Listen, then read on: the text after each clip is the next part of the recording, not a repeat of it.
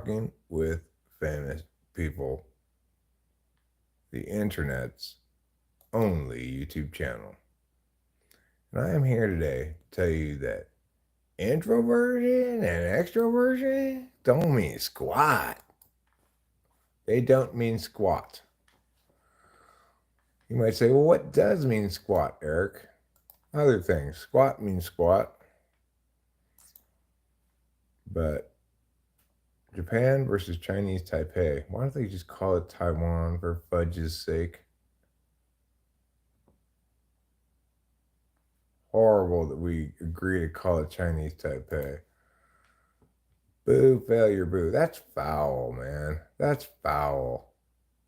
That is clearly a foul ball. I don't know. No counting for people's failure to correctly rule things fair or foul. No explaining it.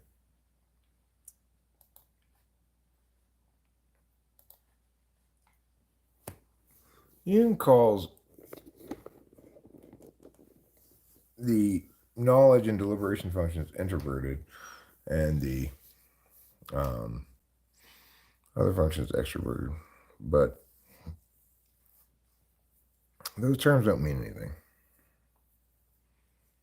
It's not a meaningful distinction being made.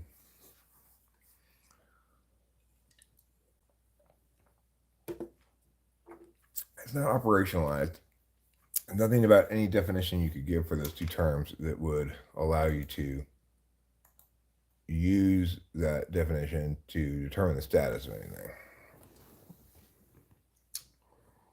So,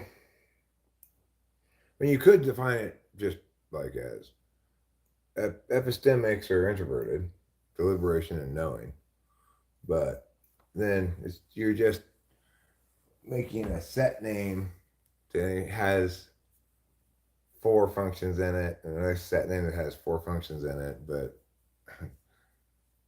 you just, it's like, you don't really need 50-cent pieces, right? You got dollars and you got quarters. Why do you need 50-cent pieces for?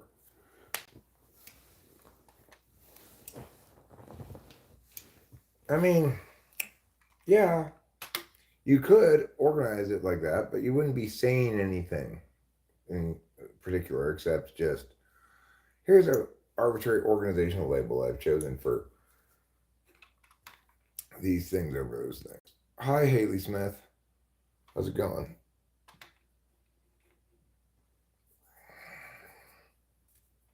The Smiths. The Smiths originally were blacksmiths. Probably all of your family originally were blacksmiths, Haley Smith. But I bet none of your family are blacksmiths any longer.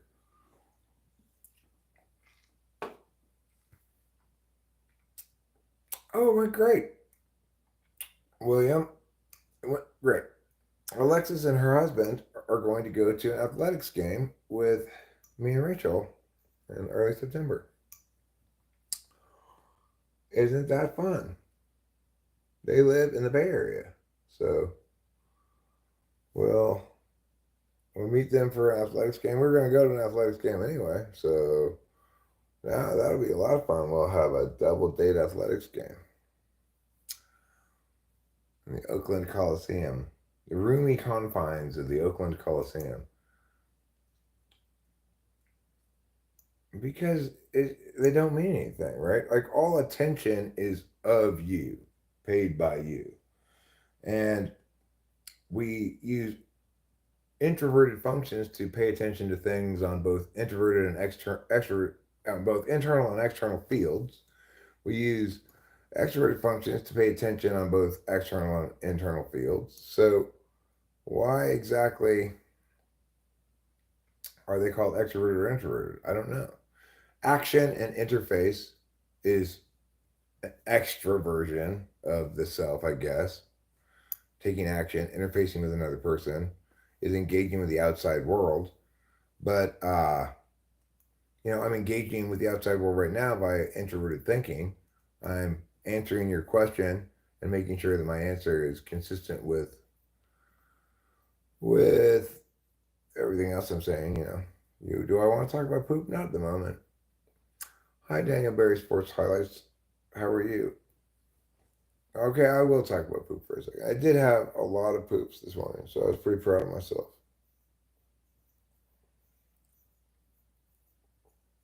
Yeah, Alexis is a nice lady. I enjoyed chatting with her. Uh,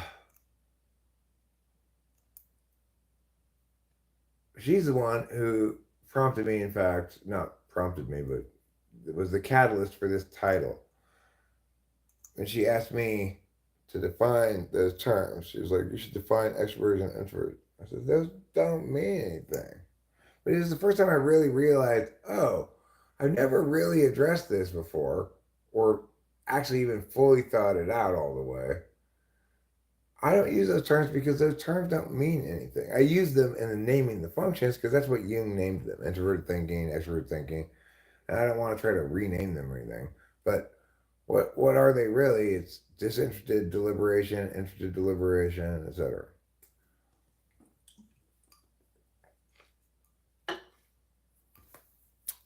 So yeah, it's fine enough to use as a colloquial term to say, like, wow, that guy's really extroverted. In a colloquial sense, is to say probably he's talking a lot and he's being kind of big personality, and that's a fine enough use of the term. Say the person's introverted basically means they don't talk a lot, they like to be shy or something. But in terms of cognitive functions, there's no distinction that's common to deliberation and knowing that qualifies as introversion, except that epistemics don't necessarily need to engage the outside world in ways that other people are aware of. Hi, LJB Legan. Hi, Joaquin. Are you pre-correcting the spelling in LJB Legan's name? If so, I'm impressed. I'm impressed that you anticipated what you perceive to be a misspelling. I think that's actually his name. I don't think it's a misspelling, but you know what? We can agree to disagree.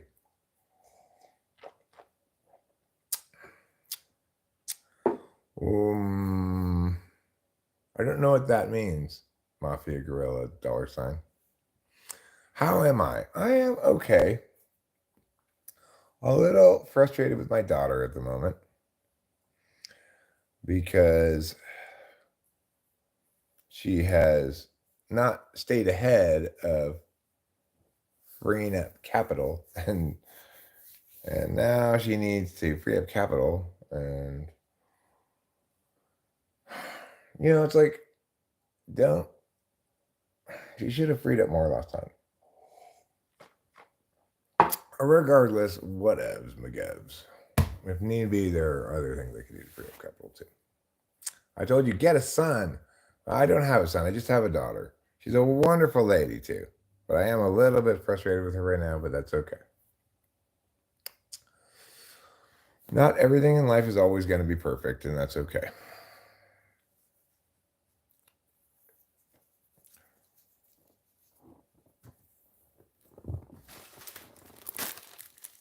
You must have 1,000 subscribers. I have 18,000 subscribers. So yes, I had 1,000 subscribers a long time ago. I've been doing this for 10 years. Is a microorganism an agent? A rock? A microorganism is an agent that takes independent action. Anything that takes independent action. So a volcano can be an agent, or you can have a meteor as an agent. It doesn't have to be living. If you want to specify a living agent, then you specify a living agent. But anything that takes independent action is an agent. Both of our cats are fine. I don't know where they are at the moment, but probably just lounging as they usually do. Trouble will often. Oh, there's Trouble right there. Trouble was in bed, I guess, probably. What's your best advice to small channels? Uh, know what you want to do with your channel. Like, do you want to be successful or do you want to have a relationship with your channel. Like, I, I, I am. Some people would consider this a relatively successful channel with 18,000 subs. I don't know, but it's not making any money for me. That's for sure. Uh, and it's because I don't prioritize any specific thing for this channel. I prioritize it being a way for me to talk and engage with people. So it's like if um if you want your channel to do something specific other than just be a component of your life like mine is, then I might not be a good person to ask. OG look like the type just don't care, he's living his best life. Well, you're not wrong, OG Knucklehead Vote. You're not wrong. May I suggest this for water pipe users? These makeup things that women use to take makeup off um, are great filters.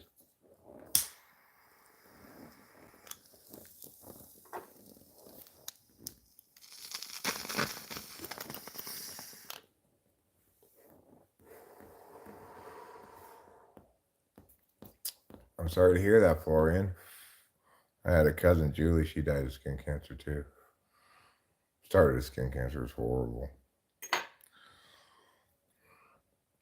She was just a couple years older than me. Fortunately, we weren't actually blood relatives. She was adopted. Is 500 views good or bad for a short?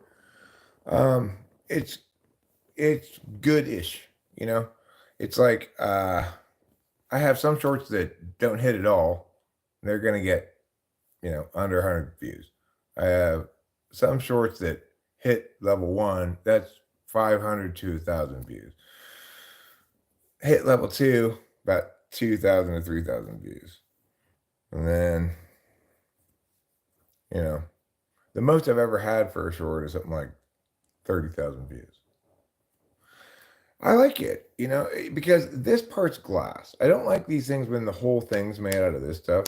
It just goes around it. But this part is not glass, and that's fine too. Her name's Firecrotch. Because the fire goes right there, you see. You subscribed 10 minutes ago. Well, thanks, Knucklehead Joe. OG Knucklehead Joe.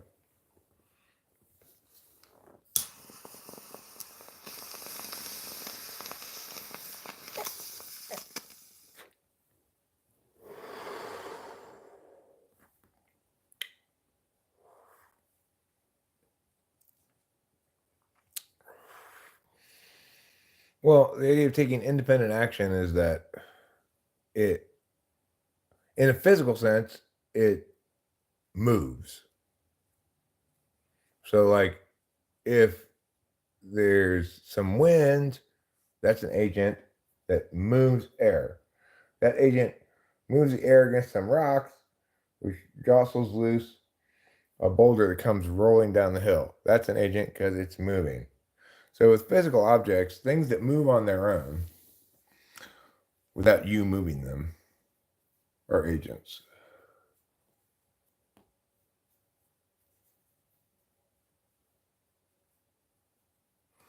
Oh, I smoke joints and blunts, and I think maybe I'll roll one today. Um, I rarely smoke blunts, but occasionally. Uh, and so, what is an action? An action um, is putting information on either the external, metaphysical, or physical fields. Okay, action is putting information.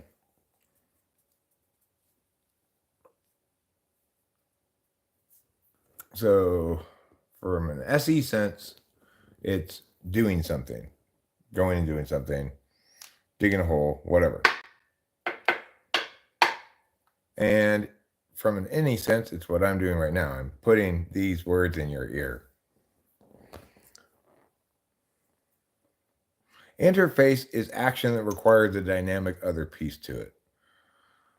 And putting information. Well, information is anything that can be done by attention.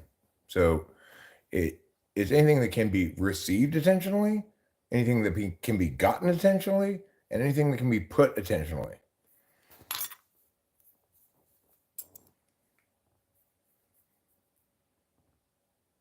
Well, I didn't put together why you were asking me to define agent. I assumed you meant in a larger philosophical sense.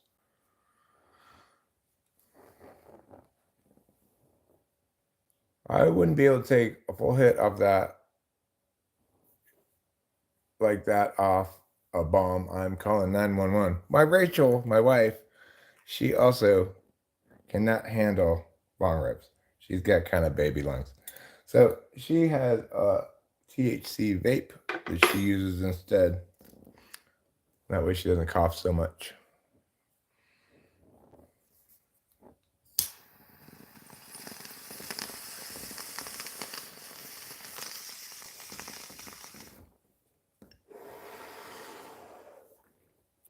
Well, how does the causality affect the conception of whether it's moving independently or not? I mean, I don't know if it affects the conception of it, but what I'm saying is that you can eliminate something as an agent that you throwing a rock doesn't make the rock an agent. It makes you an agent. Okay. The rock, in some sense, becomes an agent, I guess, once it's thrown. In that but see, the agency it enacts is yours, not its. So that's the distinction. You can you can't make something an agent by making it move. Joaquin, let me tell you this. California knows how to party. I live right here inside of this bear at Yosemite.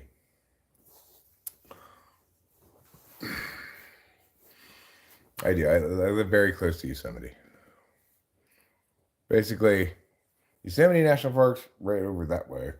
And all around here is Sierra National Forest. The Big Bang would equal an agent if we were to acknowledge that such a thing has been established as having happened. I'm not disputing that evidence suggests the universe expanding outward from an original starting spot, but okay.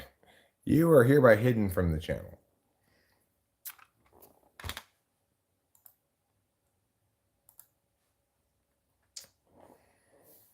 I've actually never been, Joaquin. Ridiculously, you live in Los Angeles. You've never been. I spent my whole life in California. I've never been. I live here now. Oh, okay, I have been to the other side of it.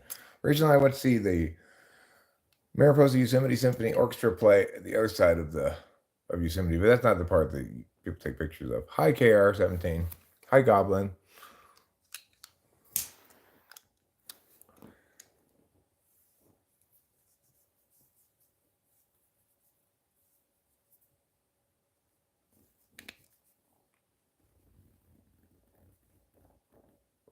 Hey, Gordon, PNR from South Africa. How's it going? Los Angeles isn't anything crazy or special. I mean, I lived there for a long time. It was fine. I liked it fine. I'm glad I live up here now, though. No traffic, few people. You know, it's just, I got a little tired of all the traffic and just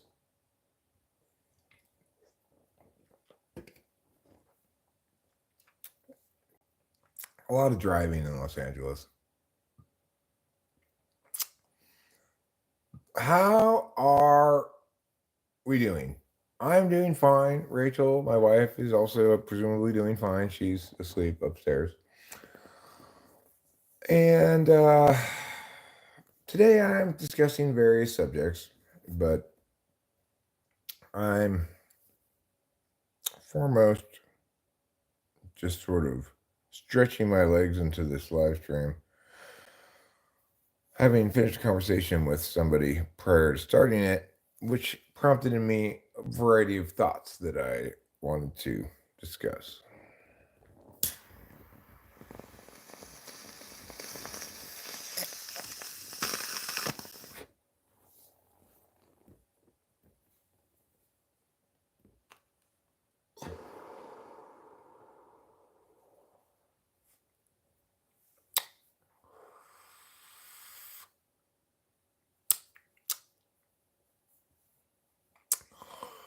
Well, my point is that Jung used the terms introversion and extroversion to refer to, respectively, the deliberation and knowledge functions and the action interface functions.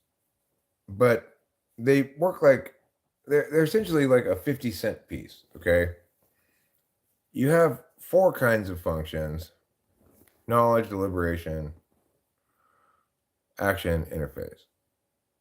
Extroversion and introversion allow you to go, okay, these two we'll call extroverted, these two we'll call introverted. But you don't need 50-cent pieces to make a dollar. You can make a dollar out of four quarters just fine. And they don't serve any specific purpose, and they don't make a real distinction except that action and interface engage attention on external fields, either because they're putting information on an external field like action, or because they're interfacing with another dynamic element on an external field like interface. So you could define it as those functions which either put information or interface on external fields, which necessarily do that. See, they don't necessarily do that. This is why I'm saying they don't mean anything, right? Because like extroverted intuition, I get extrovertedly into it in my internal field, my internal metaphysical field. So interface does necessarily engage the external field because it has to have a dynamic other. But action and extroverted sensing necessarily engages the external field, but extroverted intuition doesn't. So I don't think the terms mean anything. I use them to name the cognitive functions that because that's what Jung named them, and that's what everybody calls them. But I don't think it. I don't think they really mean anything. Yeah, I should upload videos more often. I kind of like having more uploaded videos and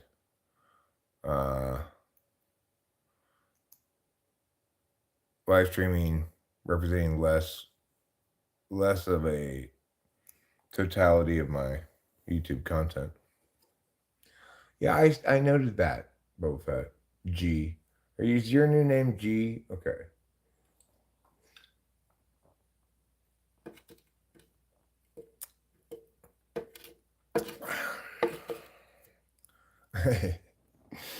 I like that, Elaine. You know what else I like? This set of words I said yesterday. I'm going to repeat it again because I like it. Yeah, true. True, Rain. Okay, I guess you're right. Interfacers don't necessarily have to engage the external fields either. So there's zero reason to call them extroverted and introverted, except that's that as when we, I guess you could say, we're more likely. Even that's not necessarily the case.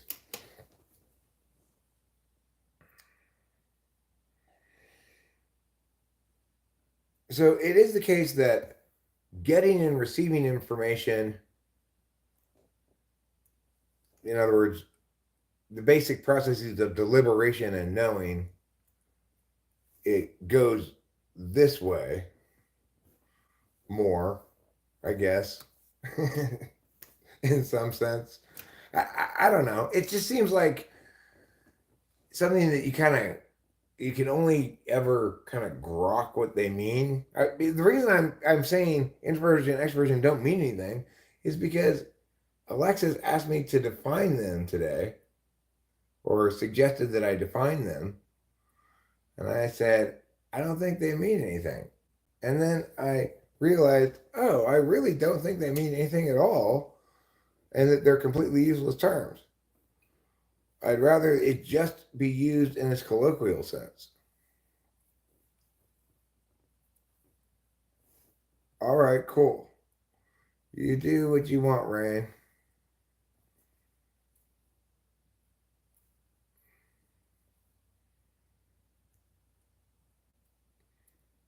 Eric, you seem the chillest OG to have a smoke sesh with. I'm relatively chill, depending on my mood. It really depends on my mood. Like, the thing is, usually when I'm live streaming, I'm in a pretty good mood, at least in a mood to engage others. I'm not always in that mood. Sometimes when I'm not in that mood and you try to engage me at the wrong time, I can be kind of nasty. At least I can think of one instance of that occurring, which I regret a lot, but there's nothing I can do about it. How come the other day there were so many peeps in the stream and today not so many? A goblin, it's a lot of different things, I guess. Like, I mean, I don't have any good answer for it. The numbers go up and down on different time frames too. Like sometimes within a stream, it'll go wildly up and down, like from 8, like now, to say 30 or something. The other night when there was like 50, 60, 70 people here, that is very unusual for me. Very unusual. But sometimes it's happened, I don't know, man. I don't have any good explanation for it. It's just what it is. Who can understand YouTube? Not even, I don't think YouTube can even understand YouTube.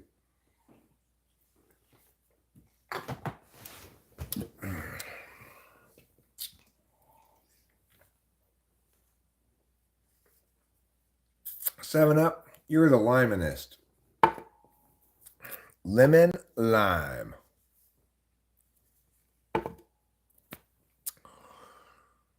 Because just one would be one too few. Maybe you had a catchy title or hashtags. I usually use these hashtags if I use hashtags. I'll usually put shorts on there because it's vertical, so I want it on the shorts feed. I don't know if that helps or not. One never knows what's going on with YouTube. They're a mysterious group of mysteries. So, despite Boba Fett's insistence, G's insistence that I was on Adderall and this was going to be a long stream, well, I want a little bit of it, but it's probably not going to be a long stream because I went hard like 2 days ago.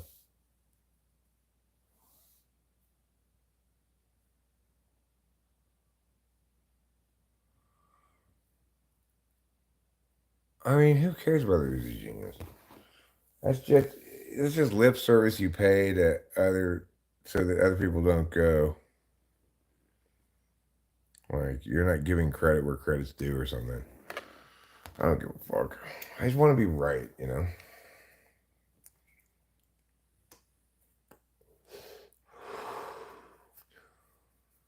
I was thinking about those kind of questions the other day, Tyrell. Like, if we look at any kind of looping system mid loop, it we could always ask that question and it would always be the wrong question to ask. So if we have a computer loop that says 10, print Joe, 20, print Bob, 30, go to 10. On an old Apple II, it'll just go Joe Bob, Joe Bob, Joe Bob, Joe Bob, Joe Bob, Joe Bob, Joe Bob, Joe Bob, forever, right? And if you ask the question, which came first, Joe or Bob? Well, there is an answer because you know the start of it, right? If, however, you look in the middle of that Joe Bob, Joe Bob, Joe Bob, Joe Bob, Joe Bob, Joe Bob, and you can't, and you're somebody else, and you don't know the beginning of it, and It's on an old Apple II computer, so it's way up there at the screen. And there's no even way to get up there except with the keyboard. And and let's say the keyboard's gone, so it's not. You can't even push stop, escape, or whatever, right? You can't push escape. So, which came first, Joe or Bob? You ask the person. What answer should they give you?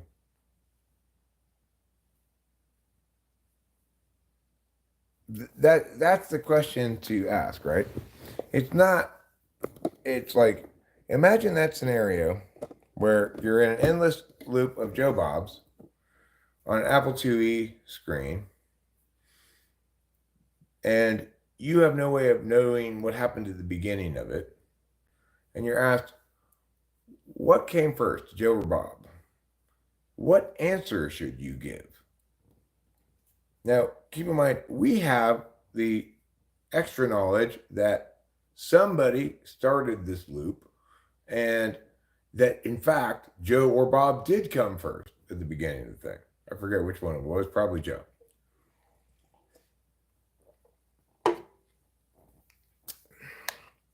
What answer should you give?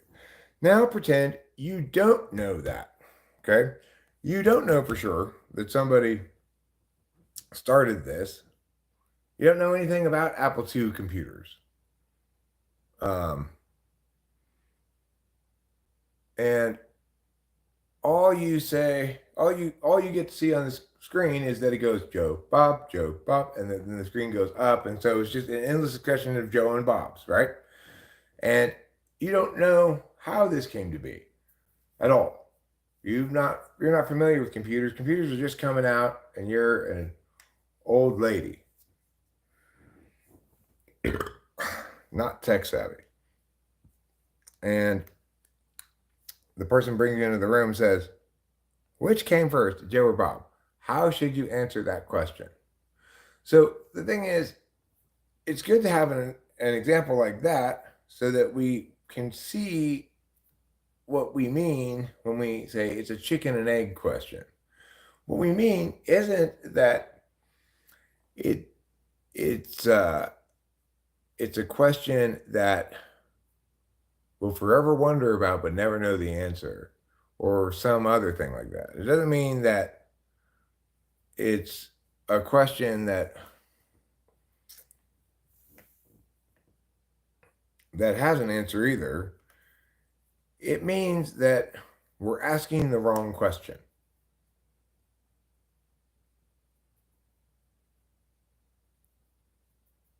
Right. And I wonder if that's when math says there is no answer, is that math's way of saying we're asking the wrong question? Who are they? And what are they going to do with all my information?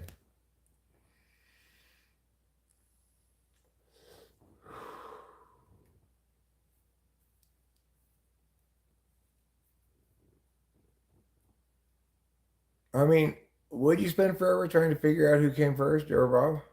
You could in that instance, right? Because there is actually a beginning of the thing.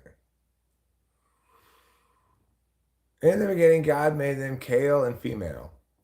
And then he's like, but kale's so gross. So then he made iceberg lettuce. And finally he said, here's a guy for you, Eve, Adam. Because nobody wanted to eat kale.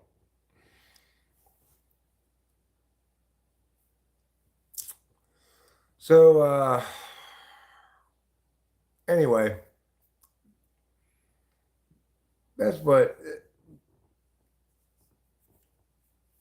we probably we probably ask more chicken and egg questions than we recognize as being chicken and egg questions, you know? Am I high? I am high on life. I'm high on life and my highbrow. Oh, my highbrow. The analogy is a sequence that goes 1, -1, 1, -1, and you ask what it converges to, but it doesn't converge, so it's the wrong question to ask.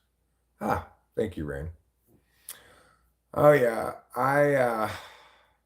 I'm aware that those are scammers. No, I don't believe in evolution. Let me put it differently.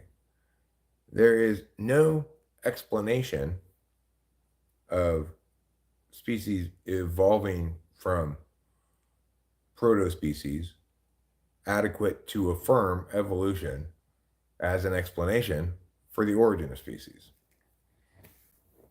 Now that is a sentence that everybody should get behind.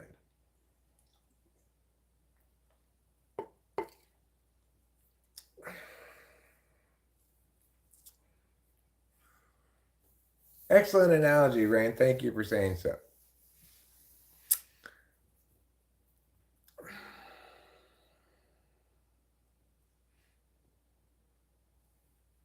I didn't say all creation was finished. I did not say that. I just said that evolution doesn't make any sense. I am not affirming creationism, okay? I do not think that creationism is an explanation either. I just think that evolution is deeply offensive in that it claims to be an explanation and then fails to explain.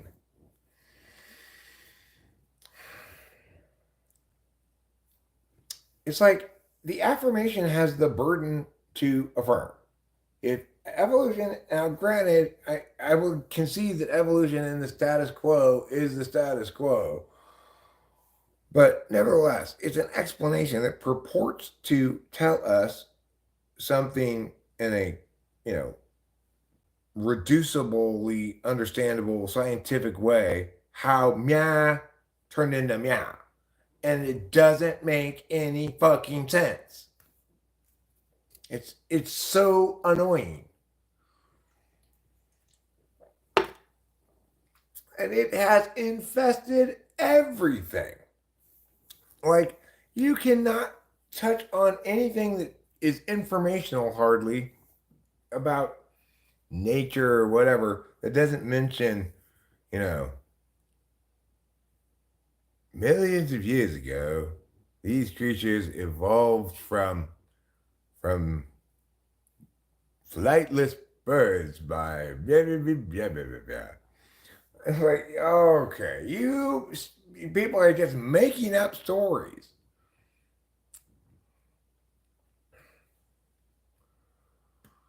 Creationism is not an explanation, though, Tyrell. Okay, it's fine. That's all well and good.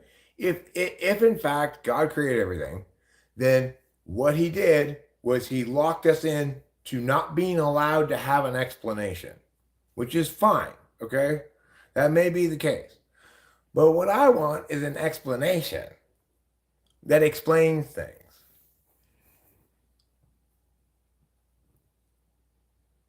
Because even if you think like the Bible's 100% right or whatever, that's you're just getting a description of what happened. That's not an explanation, okay?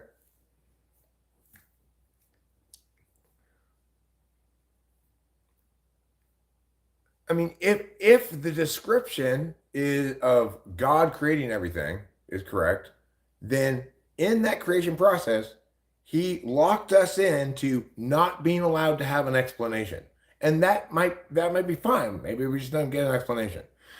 Because if that's the description, then there is no explanation. If there is an explanation, I want to know what it is.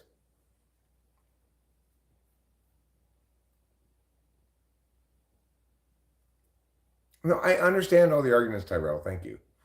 I understand your arguments for creationism. You're saying that things come from somewhere, right?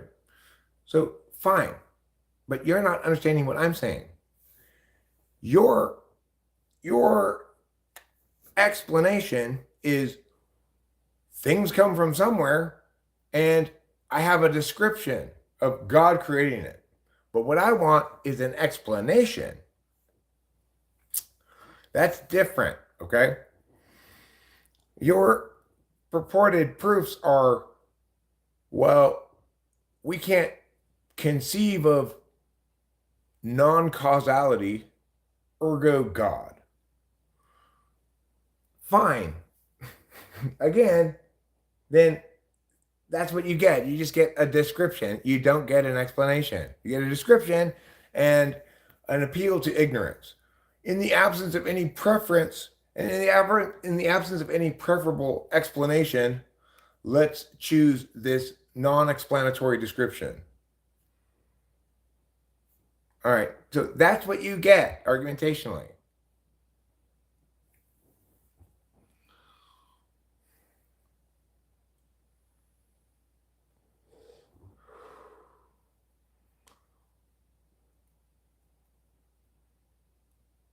Does everybody understand what I just said? You only get what you get argumentationally, okay? That's all you're allowed to get. If you want to describe what happened and justify it by appealing to the absence of any preferable explanation, then that's what you get. You get a description that you've chosen in the absence of a preferable explanation. And you don't pretend like you have an explanation.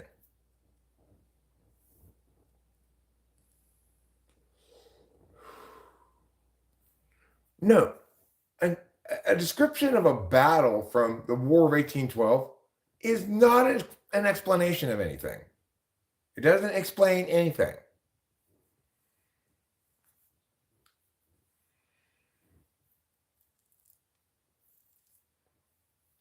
Oh, I realized why I couldn't resolve the question. The reason you can't resolve the question is because you can't adjudicate it on a rights calculus, because negative rights never come into conflict when they're properly applied. So this is a unique situation where, if applied at all, they come into conflict. And that means we cannot use any rights calculus in determining things. You could say we can use the woman's rights, but then that's a property calculus, not a rights calculus, because then the fetus doesn't have any rights and only the property owner has rights. But if the fetus is property, then it's property of both parties who created it. It's co-owned property. It's not the property of the woman alone, even though it's on her body, right? So accordingly, we could calculate with a property calculus, but additionally, that calculation results in results that appall the conscience, namely very, very late term abortions one day before birth. You might say, well, that never happens. But what I'm saying is, if we calculate it on a property calculus, then that is acceptable morally. And it's not acceptable morally because it appalls the conscience. Ergo, we can neither calculate it on a rights nor a property calculus, and that's why we'll never resolve the abortion debate, except through anything other than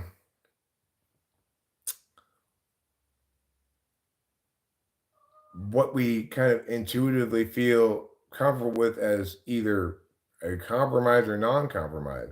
I don't think anybody should be comfortable with the idea of a woman aborting a fetus a day before her due date, right? I don't think any of us should feel like that's acceptable. At the same time, nobody should be opposed to Plan B. Absolutely nobody, because you can't even prove that anything existed. In other words, philosophically, in every instance Plan B is executed, there never was a baby in the first place.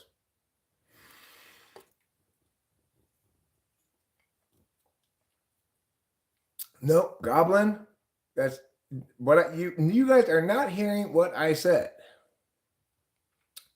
I've explained everything to you right now that you need to know. You can have whatever position you want, but argumentationally, I've laid out all the reasons why there is no path to argumentational primacy here. I mean, the reason you can't appeal to the baby's right to life is because then that places rights in conflict with one another. And any instance when negative rights appear to come into conflict with one another is not an instance where negative rights are the proper adjudicatory metric. So you can neither establish argumentational primacy for either side. Okay? To the extent that you want to attain argumentational primacy for access access to abortion in favor of that, then you have to acknowledge argumentationally that no woman can get an abortion without the permission of the father, without violating his rights, his property rights. That's a property calculus. You can't have it any other way. So ergo, nobody gets to win this argument.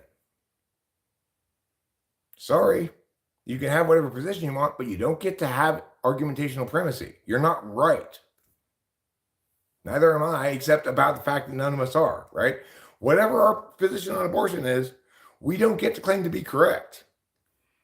That's the amazing thing. It's the only issue I can think of that this is so. I can't think of anything else that works like this. There's not one other thing. It's entirely unique.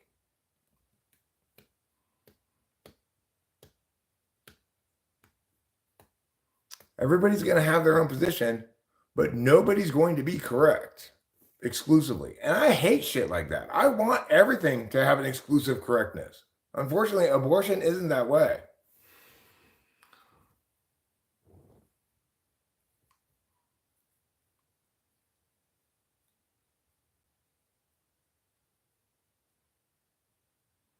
Well, I mean, in either case, it's a form of a rights calculus, right? In the first case, it's a rights calculus that presumes that it doesn't matter how young or old a stage of development a human being is, it still has all of its rights to life. So, for example, a newborn baby doesn't have less right to life than an adult. Ergo, we do not determine right to life based on how old you are. You don't get more right to life as you get older. It's a binary, right? And we've already determined, since that's not an adjudicatory metric we use to determine right to life, we can't arbitrarily say unless they're inside the belly. There's no good reason to do that. Either we apply the metric uniformly that, in fact, stage of development impacts access to right to life, or we don't apply it at all. We don't get to fucking cut off the little pieces of whatever we want. You get a bag. It comes with all of these things necessarily. Or you get this bag. You don't get to pick and choose from the fucking bags.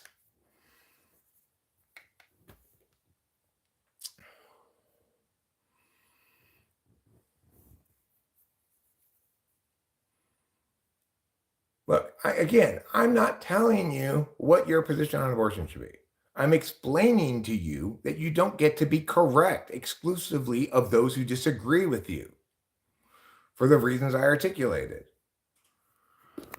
In other words, you don't get to win the debate.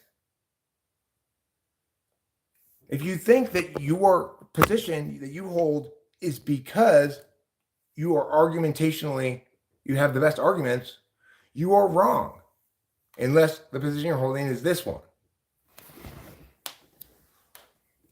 I'm debating everybody who thinks that they're right about abortion and that the people who are wrong about abortion are not hearing the arguments correctly. The reason that this can't, because think about it, like gay marriage and marijuana, those arguments have largely been entirely resolved at this point.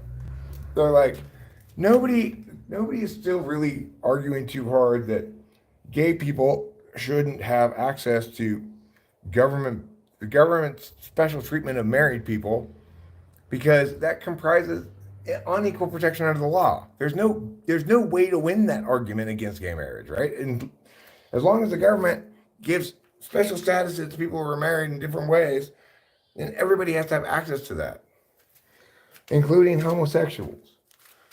You can't win the argument against marijuana because the harms of enforcing anti-marijuana laws are necessarily and always going to be worse than the harms of the drug itself, it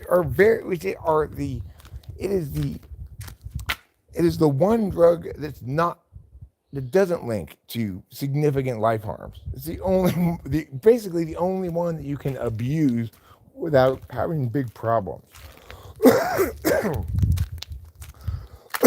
So it makes absolutely no sense to criminalize it and put people in jail, no matter how utilitarian your calculus is. On the other hand, and this is true of almost every fucking issue that ever crosses our political landscape, is that people feel strongly if it's a divisive thing. People strongly about it this way, that way, and eventually people go, okay, well, we all more or less agree now, yeah. But not abortion. Why not? Because of the reasons I articulated.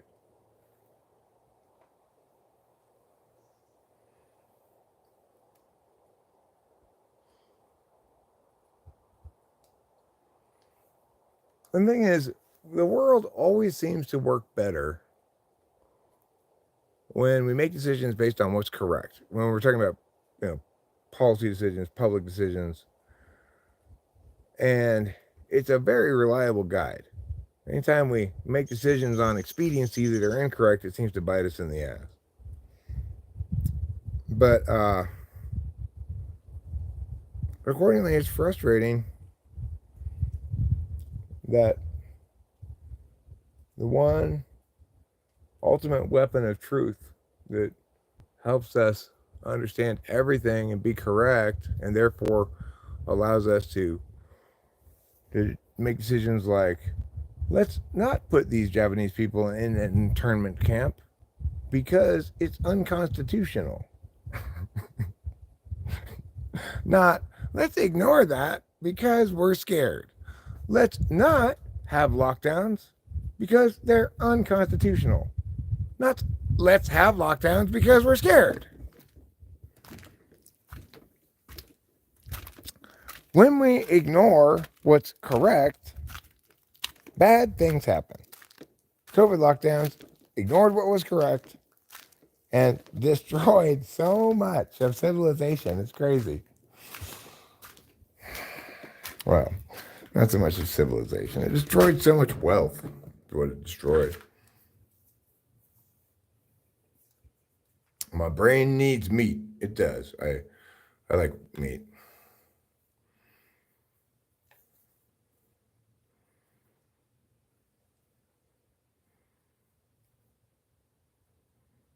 Well, it's like my belief on eating animals is we should only eat those animals we raise ourselves for consumption.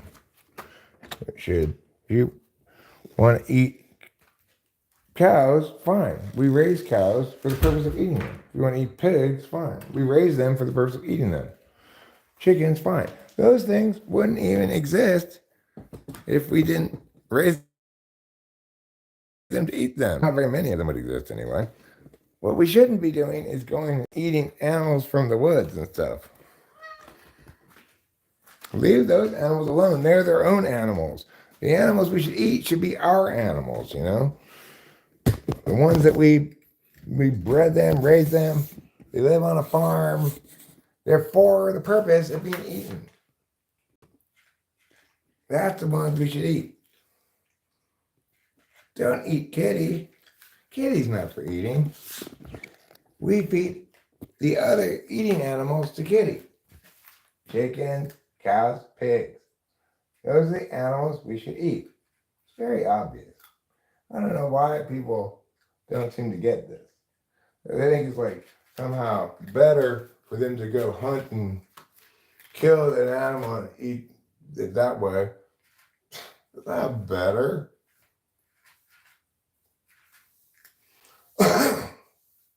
That's so much more presumptuous. I mean, I'm saying this to somebody who's fished before plenty of times. But I try not to eat too much wild caught fish. I get a little bit of it in tuna sometimes, but it makes me feel bad.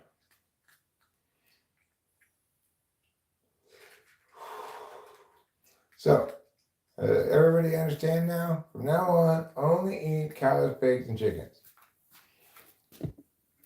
And eggs and cheese, of course, and stuff like that. And an occasional piece of swordfish. I'm just joking. Probably shouldn't eat swordfish. It's just mean.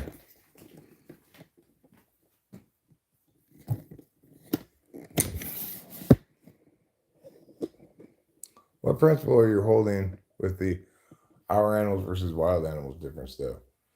Just my gut, right? Just my gut feeling. Uh, I don't have. It's just a general principle of let the wild be wild, do its thing as best we can, try to preserve wild spaces. I mean, just like basically like don't shit where you eat, right? Like don't kill where you're keeping your wilderness as best you can, and don't don't infest your slaughterhouse with wilderness. That seems fair, Stay in your lane. Everybody should eat pussy. Well, thanks, Grace. Thanks for your advocacy. That is that'd be quite a T-shirt for you to wear around.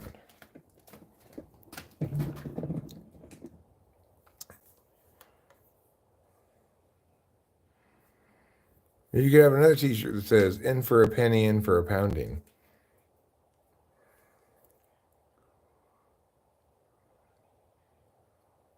People need more empathy for life that is different from them. I agree. Also, a question I had was whether the Constitution is kind of a metaframe, at least in the U.S. It should be. It should function as such. I mean, it's more of a frame. The metaframe is judicial interpretation of a living, evolving constitution. That's a metaframe argument. Like, we should ignore the frame because we're appealing to the larger reality, which is Constitution is not doing us any good if it doesn't preserve a free and civil society. Something like that.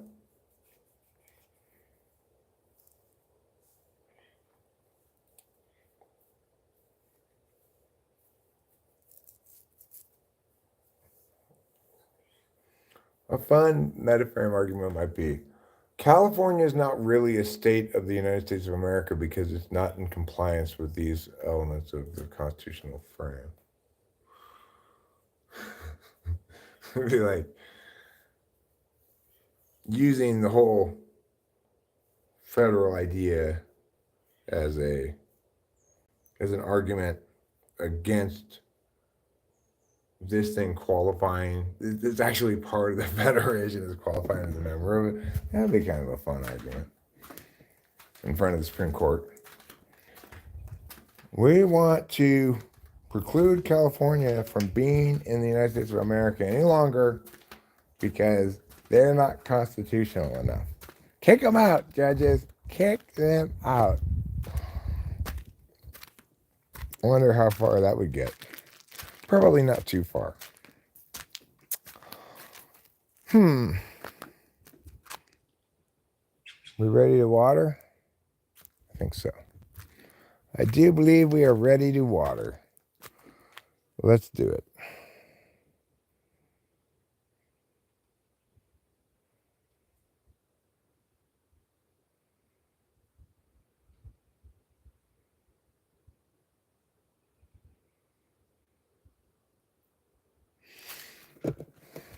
Got me standing here thinking about stuff. Oh, Lord. Lordy, Lord. Sweet Lordy, Lord. Could I use some biscuits? Sweet Lordy, Lord, I sure could use some biscuits. That's going to be my new catchphrase, I think. Sweet Lottie Lot, I sure could use some biscuits. Sweet Lottie Lot, I sure could use some biscuits.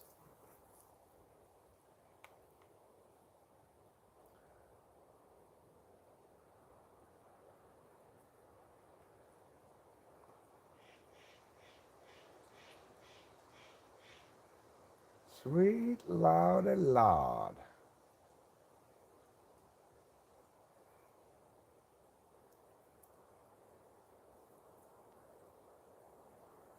I guess I am a little hungry. I sure could use some biscuits. What am I gonna eat? I think I'll make. I think I'll make rice and you know meat of some kind. Chicken maybe.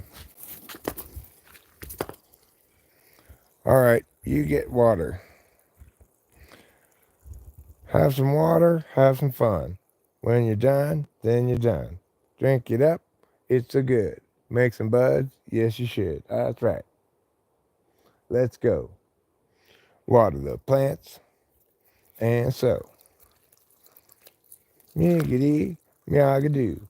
What do you say? What do we woo? There you go. Here's some water for you. They all like it. They all like water. It's their favorite thing to drink.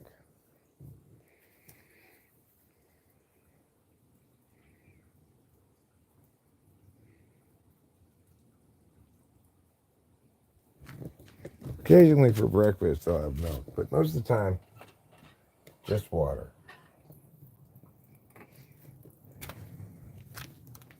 What do they eat? They just eat dirt.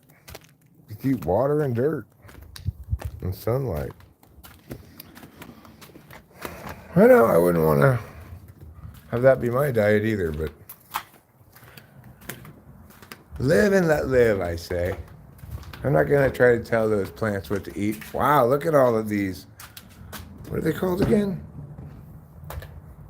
Weathermen? Something like that? Look at all these things. Well, that's a whole lot of daddy longer legs.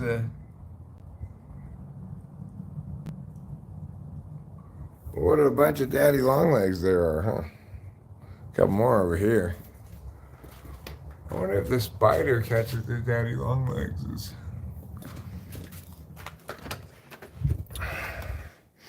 Is daddy long legs the plural of daddy long legs? Seems like a kind of cumbersome word, right? Daddy long legs is.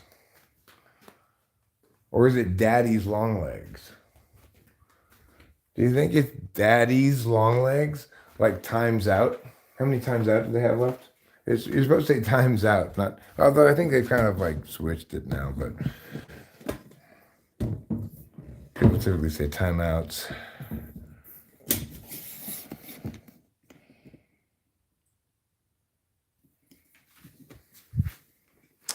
We've got to make some food. We've got to make some food because I'm getting very hungry. I'm getting very hungry in my mouth. Daddy long legs is kinky. They like to be called daddy. Well, but what do you call plural daddy long legs is what I'm asking. Is it in fact daddy long legs is, or is it daddy's long legs?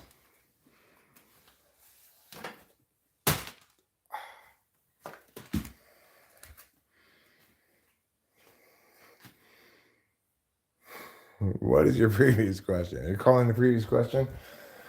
Well, since you're using parliamentary protocol, I will look at it.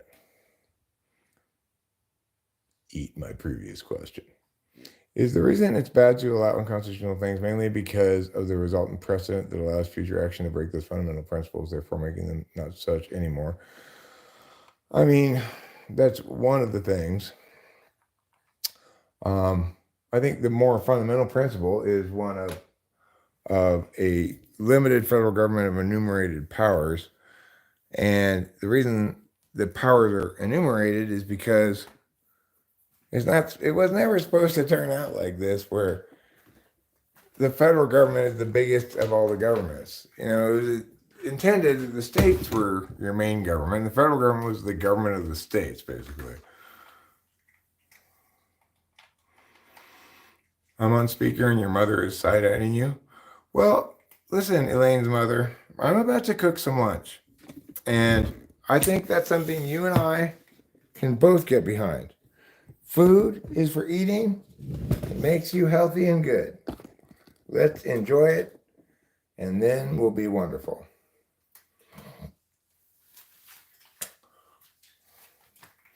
Boba Fett, you say all kind of words.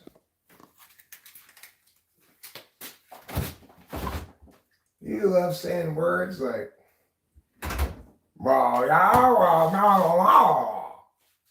that's what you sound like, Boba Fett. You sound like that. You sound like somebody just going like, that's what I think. I don't care about that, Boba Fett. Your sounds that you're making do not interest me. Look at this. What is it? It's rice. Where is it from? The exotic land of Thailand.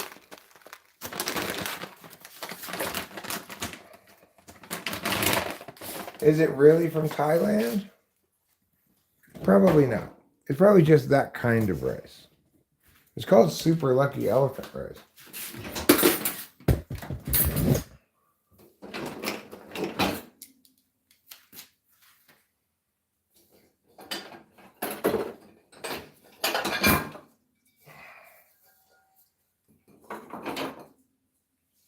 I wonder if they have regular lucky elephant rice as well as an option. Or really you can only get the super. They probably used to have regular lucky elephant rice, and then they found an even luckier elephant. Upgraded to super lucky elephant rice, and have never looked back.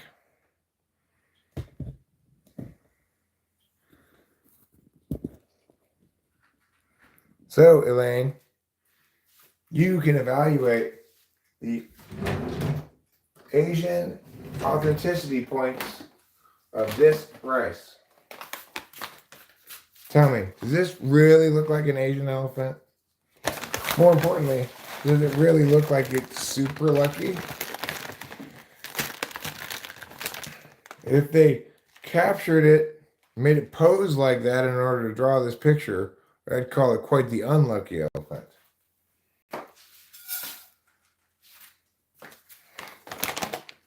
It's having to balance a star on its nose, too.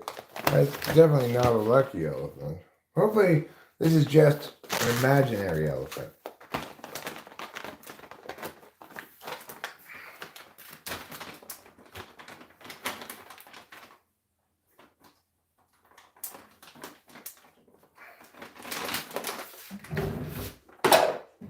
And I get over it. I left my heart in my wallet.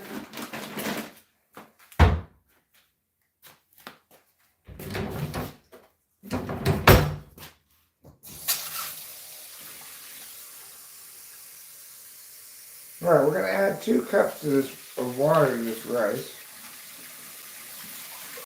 These cups of water are necessary in the cooking of the rice. If you try to cook the rice just straight like it is in a pan over fire, you probably won't be able to eat it. Probably still be too crunchy, I think. So a little extra dab or 2 of water because I feel like the first one was a little underfilled, you know.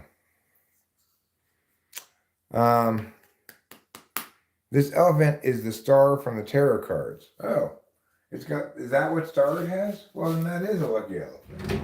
It's a super lucky elephant.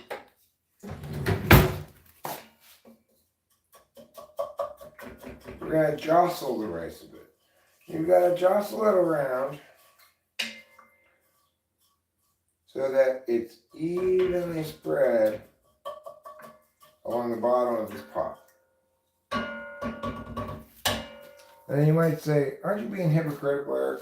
Because you don't like to be jostled, but here you are jostling rice. It's fine. In this case, I'm going to give myself a pass.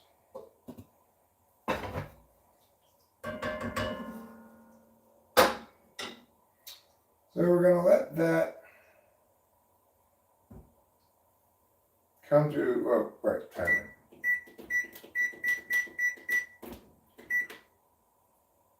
We'll give that 8 minutes on the timer. We'll come back when it's boiled.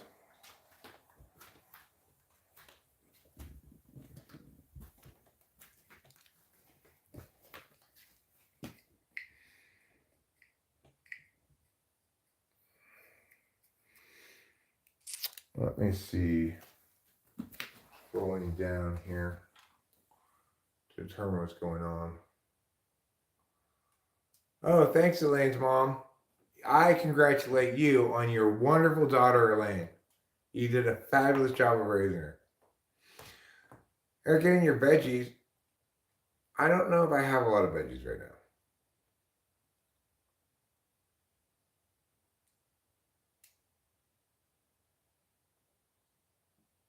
Life always. We don't live long as it is. Why won't death?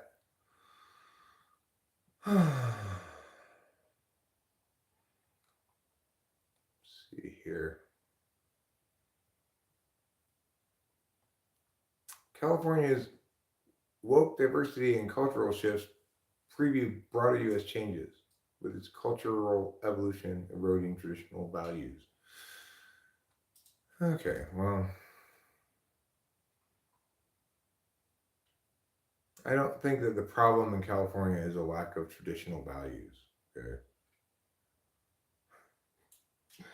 I don't identify as any of those things, okay? Daniel, maybe the last one a little bit with Rachel. But, you know, that's not a universal status of mine. It's just, that's, I don't even know if that's considered perversion to have loving intercourse with your wife. Brown rice may have more nutrients, but I'm not eating it. I'm eating white rice. Why? I like the way it tastes. It doesn't taste like, you know, I'm trying to be all healthy. I don't care if you are trying to be healthy, brown rice.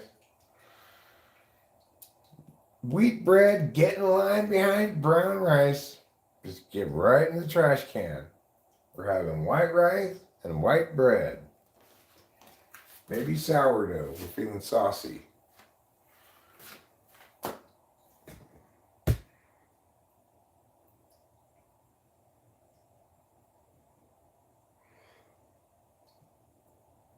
I mean, people think California is like worse than it is, or worse off than it is, I suspect. Because, you know, people who are into divisive partisanship, or what you might call people who like to play those darn meows, they kind of have California as this conservative talking point. This is what happens when liberalism destroys the world with its acceptance of gayness and trans people and ooh, those darn Californians. I'm gonna blow you to smithereens. Yeah, well, it's obviously just ridiculous. Loud dumbasses say dumbass shit. California is not an especially well managed place. No disputing that. But many of the problems that are much more acute now than they were before COVID can be laid at the feet of lockdowns, which we can blame all of ourselves for. Don't try to blame. I mean, the thing is, if you were opposed to lockdowns, as I was, we still probably didn't do enough to win the argument. We didn't. I didn't do enough to win the argument. I could have put up signs or something. I don't know. The problem is people who were against lockdowns were often saying things that were incorrect also, and I didn't have a lot of other people who were exactly right about it to form any kind of community of correctness, you know. The problem is the issues that needed to be talked about weren't being talked about. Like, where does the onus of responsibility for a person's health lie?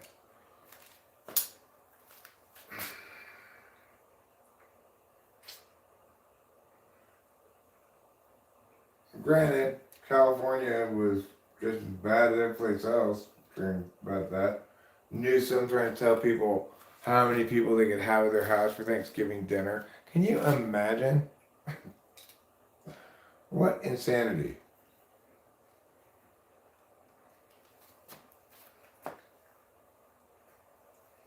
And this is the problem we have with the culture war shit, is that it takes something that we should all be in agreement on. That fuck you to tell me what to put on my face and whether I can go outside and shit. And we should all agree on that. Fuck you trying to tell me whether I can go outside and shit. Right? We should all say that. We should all agree on that. Instead of us all agreeing that, like, we all agree. Fuck you if you're telling me I must stay inside, or if you're telling me I can't stay inside. If you're telling me I must wear a mask, or if you're telling me I can't. Fuck you. We should all agree on that.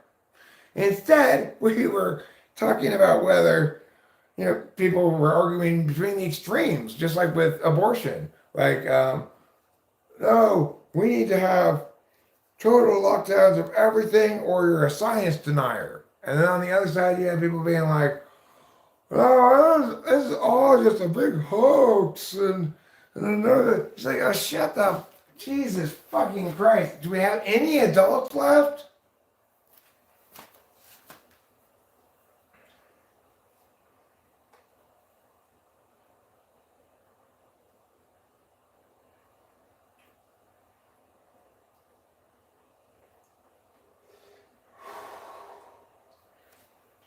Obviously, the correct thing to do in a situation like COVID is to inform everybody of what's happening, of the risks, etc.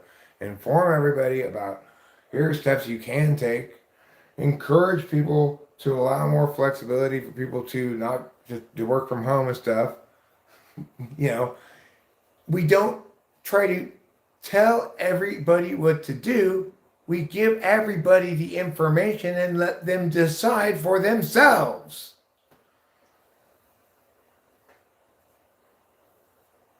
If you are at a compromised risk of then you stay inside and cover yourself with masks.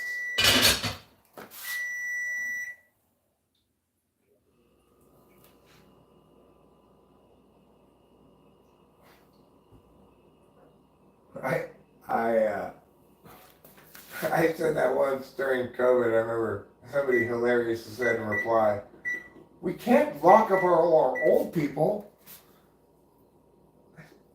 You're advocating in favor of locking up everybody.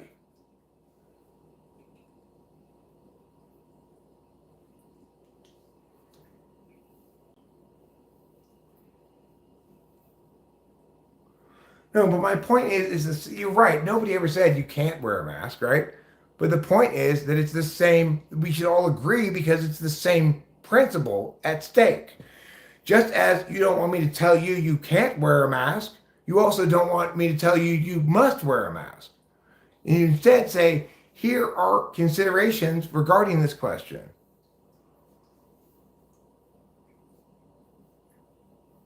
It wasn't the pandemic that caused issues. It was the response to it, the alarmist, panicked response, The refusal to acknowledge that people have primacy over their own bodies and decision making regarding their health. That while you might advise me strongly to stay home, that you shouldn't be telling me to. While you might advise a business, hey, note that there's this thing going around, you might be a spreader location, see, here's some things you might do to help. That's fine. Telling people their small businesses must shut down for 2 years and then they go bankrupt is not.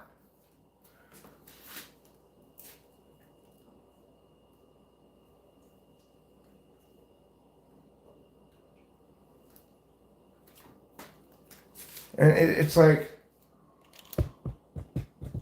pretending as though we can ignore all of the impacts except for COVID infection, or that all of those are secondary and that it doesn't matter in the decision-making process about what we do. They're just things that we can try to remediate while we insist on doing this horribly bad idea, right?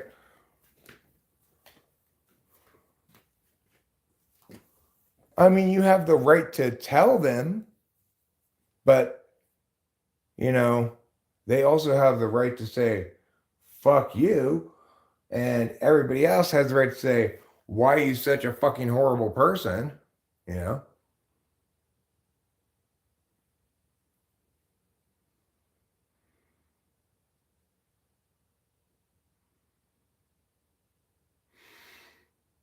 Well, I mean, it is the case that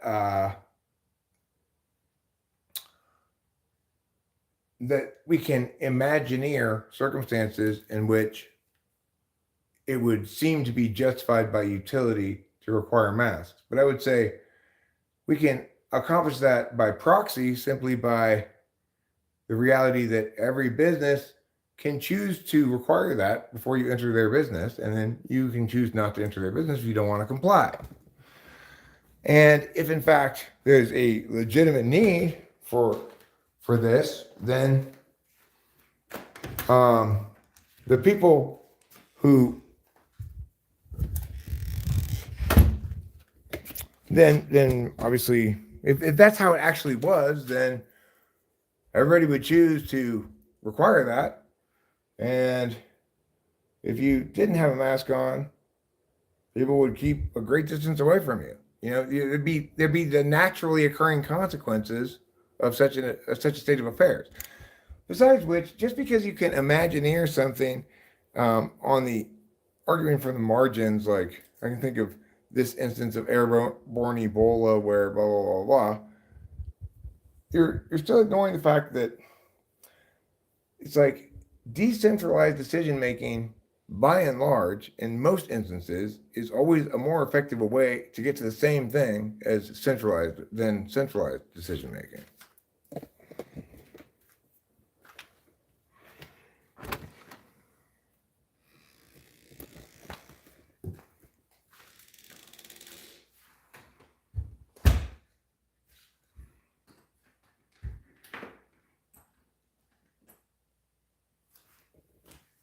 Um,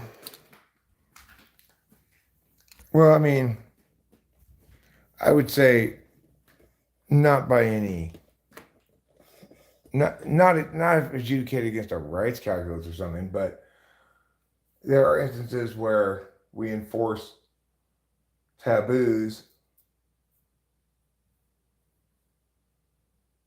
that aren't fundamentally rights based taboos, you know. There's no particular reason why a person can't be legally married to more than one person, but we enforce that taboo anyway. There's no particularly there's no biological reason, particularly for our age of consent, but we enforce that taboo anyway.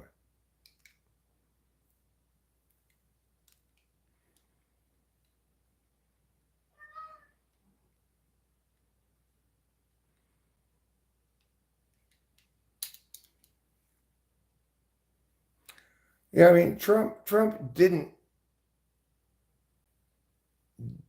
wasn't a great leader when it came to COVID, but he wasn't the opposite either. He wasn't like a great leader for the wrong side. He wasn't a great leader for wrongness. So, and in a time when most people in leadership positions were, so he should get credit for that, you know. But he should have just called me, and I could have made. If he just called me, I would have made all of his arguments for him. I could have told him exactly what he needed to say. He should have made me his press secretary. You know, I feel better about Trump than I did at the end of his. I feel better about him now than I did at the end of his last term. I didn't at the beginning of the last time. I really despised him. I thought this guy is fucking horrible. I still think he's horrible, like as a statesman, but you know, I I just the idea of a Harris presidency is just absolutely appalling to me. I cannot believe how quickly that woman turned my I don't know anything about her. We'll see what she's like. I don't know. Into I cannot stand her. I cannot believe how quickly it went that way. All it took was me seeing a couple of her campaign commercials on TV here in California.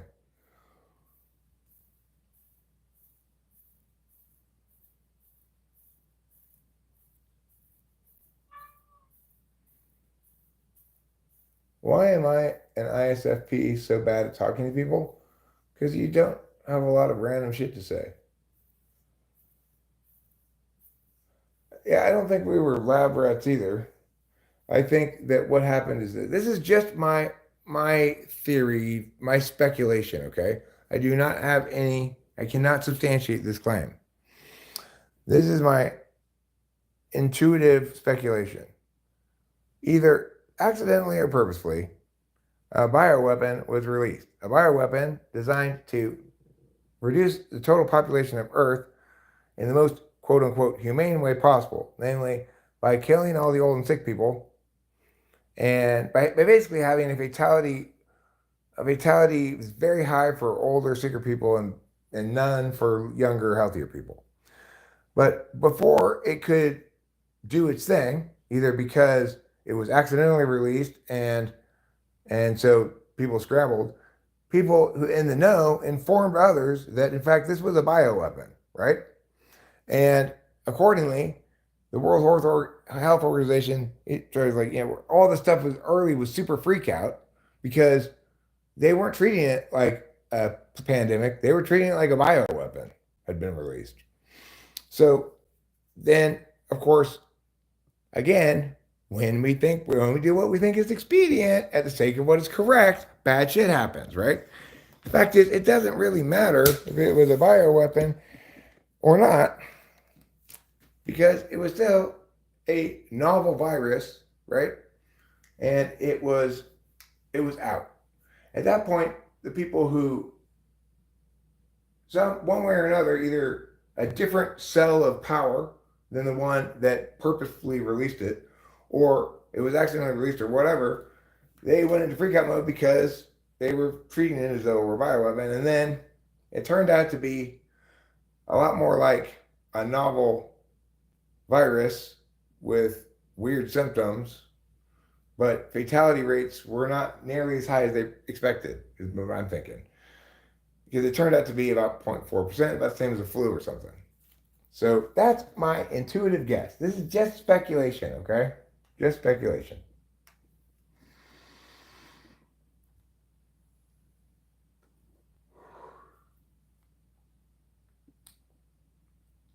I mean, in the commercials I've seen, who is this person? This person's freaking nuts, man. I have no idea who Cole is. This person came in here and saying, "Oh, there's Cole." I have not done anything of the sort, Cole. I don't even know who the fuck you are. I don't know what you're even talking about. I don't know what you're doing. I'm not snitching on you. I don't pay any attention to you. As soon as I'm done hiding your display of shit here, I'll forget about you again until the next time you come here. I have no idea who you are or what the fuck you're talking about.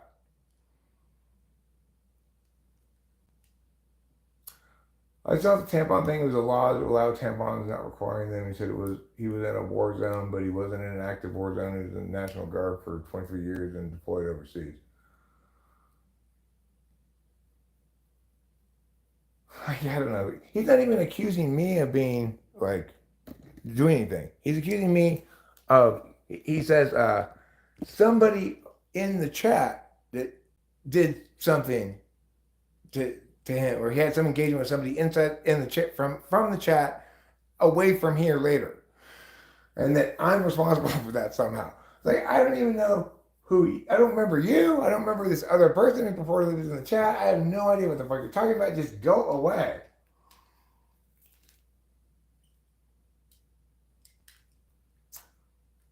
So, yeah.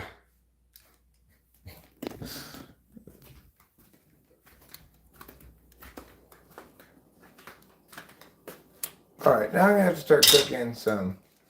So it starts a slippery slope. I mean, we don't have very many taboos. You're saying eugenics. Uh, well, that's why I didn't justify it that way. I can only start a slippery slope towards eugenics if I justify it that way.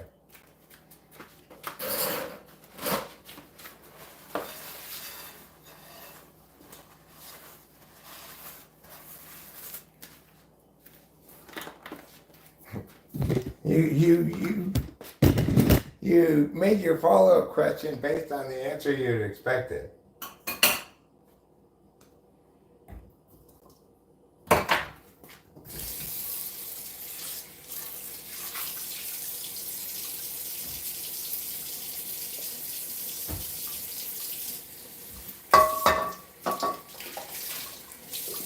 And this is something that I think is a great example to kind of answer one of the questions. Wasn't a question exactly, but an issue of discussion between me and Alexis this morning, where she was saying like, when I talk to heavy TI types, sometimes I'll use one word and they'll correct it to another one, and I'll not really understand the difference or like what difference does it make, you know? Well, and I didn't have a great explanation for it actually. I didn't have a good example. A good example would be this one. Well, it's like with why is incest illegal? If it's illegal because it's a taboo that we intuitively just dislike enough that we think it's justified to codify that into some sort of law, that we're just upholding a universally held community standard, and that's the reason, then we don't have to worry about it being slippery sloped into a eugenics kind of regulation against some people reproducing. Now, is it a bad idea to regulate some people from reproducing? Well, there are some instances where people definitely shouldn't reproduce. I don't know. Obviously, it would be great if we could just leave everybody alone and everybody do sane things. Unfortunately, it doesn't seem like that's the way it is.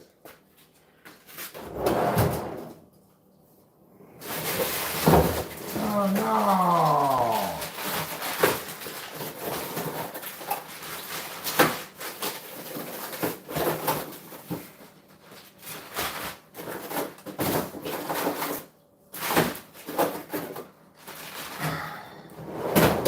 I picked it up from the bottom of the bag and all the frozen chickens fell out into the freezer.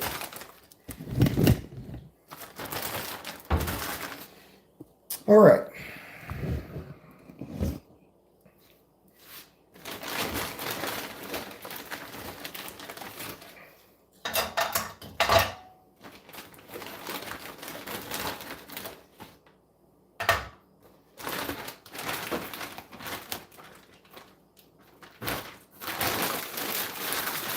All right, we got 1, 2, 3, 4, 5 pieces of chicken.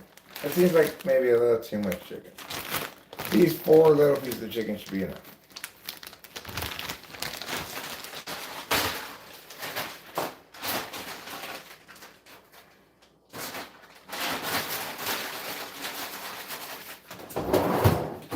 Put those in the freezer. We're gonna get out some sauce de soy. Additionally, I'm going to get a beverage. I'm going to get one of these Altar's to sip upon while I'm cooking. I'm going to start this up here. I'm going to start with just a splatter of olive oil. Not too much oil.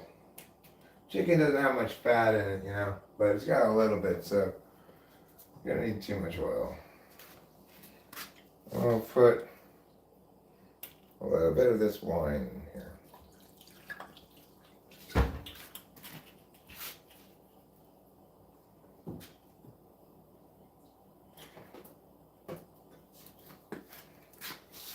A little bit of this garlic rub stuff. And I'll probably need a little water too. Kitty, what are you doing? What are you doing up here?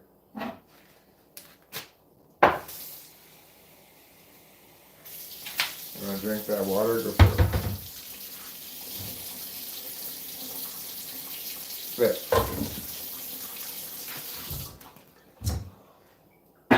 All right. Now let's open this.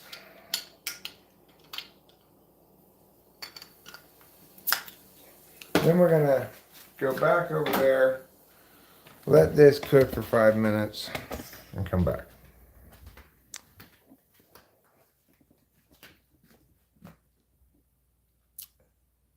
You gotta touch your hands, wash your hands eating cooking raw chicken. I always wash my hands before I'm aware of where I am in the cooking process. So this isn't really, if we're going to chop something, I'd wash my hands. I'm not going to chop something. I mean, it's like I wash it before I touch food that I'm going to eat, you know? But I'll wash them. That's fine. Can't hurt, you know. I got pretty good hygiene, but not great. Get down, please.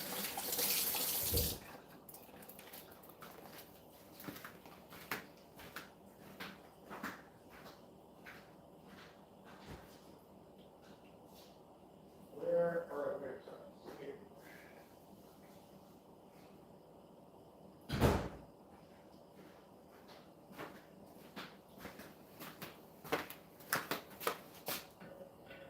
Paper towels. Yeah. There. So, you know, I don't mind being reminded of some hygiene things occasionally if I'm in the right mood. It's not going to annoy me too much. Why is Rachel not cooking? That's what feminism does to me. No, if feminism had its way, Rachel would get to boss me around and say, "You can't cook, I'm going to cook." She's totally trad wife in a lot of ways. I like to cook. And I like to, when I don't want to cook, I tell her, "Can you make me, yeah, she'll make it for me." But the thing is, I'm a feminist. I'm not, I don't think women should be your servant. I don't know why any men seem to think that. I mean, in certain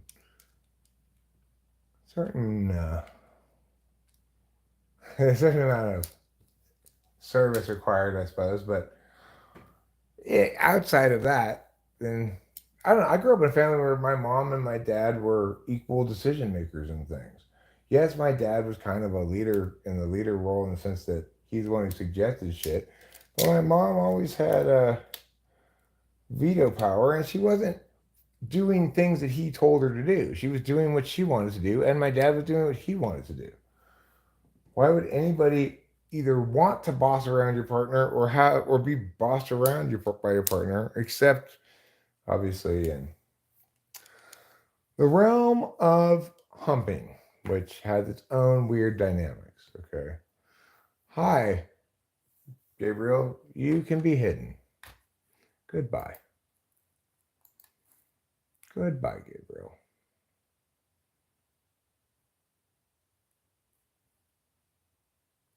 I'm going to remove this too, G. You think that I'm whiffed. You do not know what the word means. You're not actually seeing any relationship in which the man is at all submissive. Like,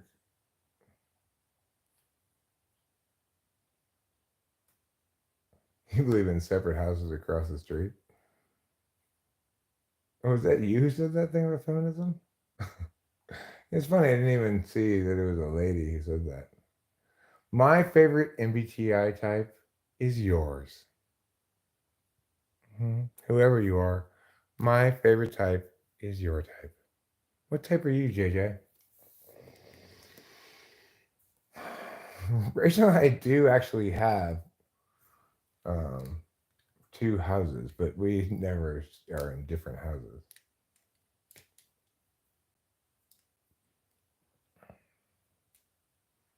We could, in theory.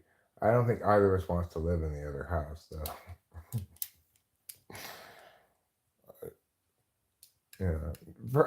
We have plenty of space here. ISTP? Oh my god, that is my favorite type.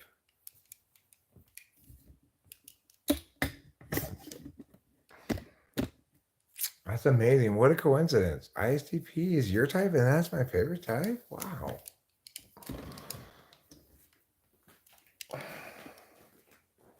No, there's no types that are better than any other type subjectively. I mean, and yes, in every specific instance, there's always a type that's best objectively for that set of things, right? Unfortunately, life rewards some kinds of things a lot more than others, and therefore it's kind of unfairly biased in favor of some types and against others. But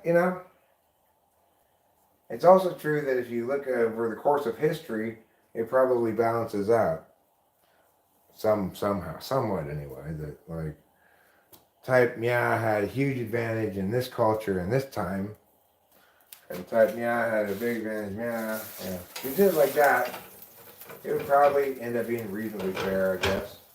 Although I can't imagine there was ever a time or place where society really rewarded the INFP's unique skills. It's like those kind of skills, those kind of subjective skills, to be rewarded by society has got to be useful to other people. Unfortunately. Or fortunately, I don't know. It's fair, I guess. Hurry up and boil away, you water. I should never put so much water in there. God.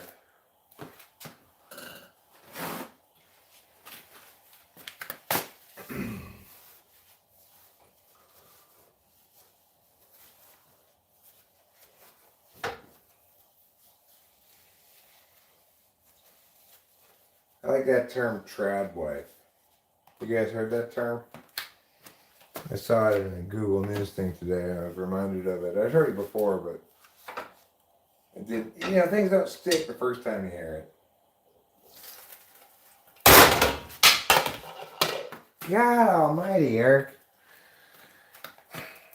It's like this was not hot, okay? But I was afraid was going to be hot because this part's hot, kind of. This is what happens when you give in to fear. Just as I dropped that lid, so too with COVID.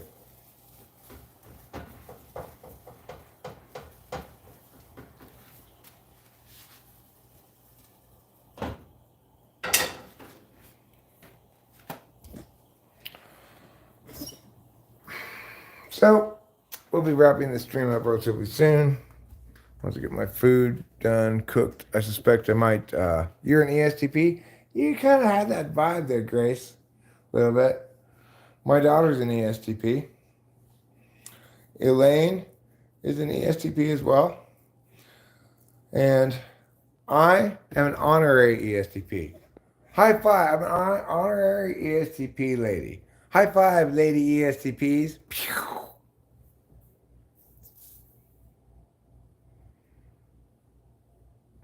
I have a question for you. Last few decades were the era of nerds like Musk, Bill Gates. Before that, was the era of spiritual revolution, hippie movement that ENFP was leading. Yeah, a lot of ENFP. That's a good way. It's good. You're not wrong. Oh, that was a slap, not a high five. All right, how about this one? Is that better?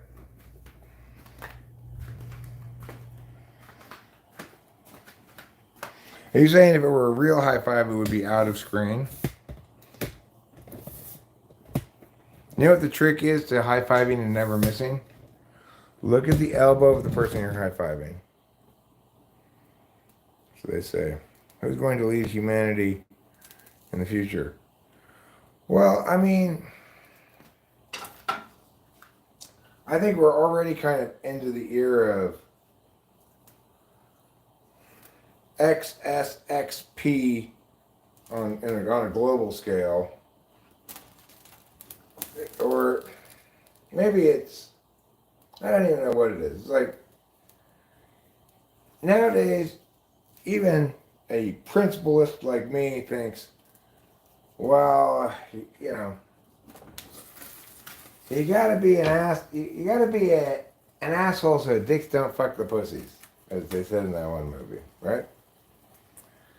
And that's very STP wisdom. You you gotta be an asshole so dicks don't fuck the pussies. And that's how America has to be more of. Right now, America is like, well, we're a pussy, we're a dick, we're an asshole. I don't know.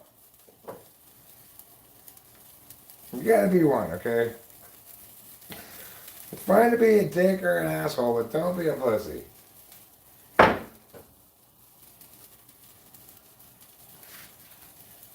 What is this? Get that off of there. No offense to ladies and their genitals, obviously. I mean it in the colloquial sense.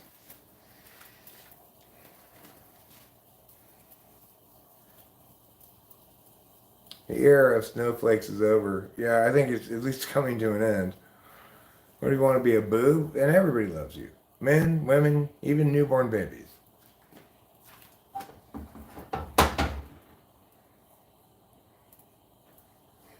Dick, pussy, asshole is the new rock, paper, scissors. Yeah, I guess. Assholes stop dicks from fucking pussies. Pussies stop assholes from being such assholes. And then, in the ideal situation, the assholes then become a penis that has intercourse with the pussy. Assholes are making a return with Donald Trump. Yeah, you could say that. Yeah.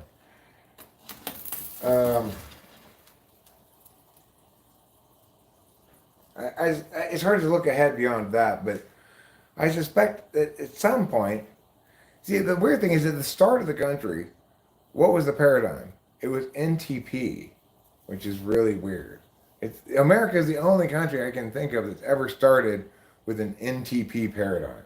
It was Thomas Jefferson and other principalists, arguing in very fancy words about principles and shit. And it got the country off to a great start. I'm willing to agree that reality requires a bit more pragmatism in the current milieu, but I'm wary of such, appeals to, well, let's make exceptions to principle this time, this way, for these reasons, because if you're being principled except this time and that time, then you're not being principled at all because you're just doing what you want. Is ENFP best at writing smut? I don't know about that, actually. I don't think I would say I've not been attentive to the type of whatever the writer of any smut I've read was. But maybe. Piers Anthony, ENFP, he wrote some smut back in his early writing career that I read that was pretty good. So I correct myself. I can think of one writer that I feel confident I know his type and that I've read like pornographic writings from. It's kind of like pornography mixed with fantasy or science fiction. Right.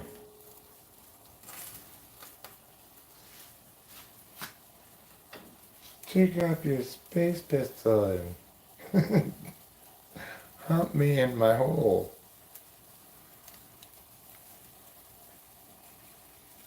Hi, why? Apparently me, though, yes, actually. I actually have, now that I think about it. I can think of... Funny I remember that story. It couldn't have been more than 14 at the oldest, probably like 10 to 12 or something. When I read this, I got really into Piers Anthony when I was a kid, and I got all of his shit, including this like compilation of his early short stories he submitted to magazines or something. It was in one of those.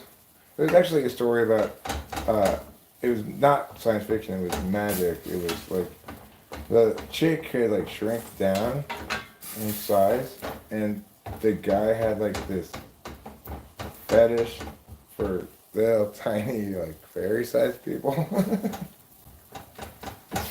And basically she gave him like a hand job with her whole body. That was the story.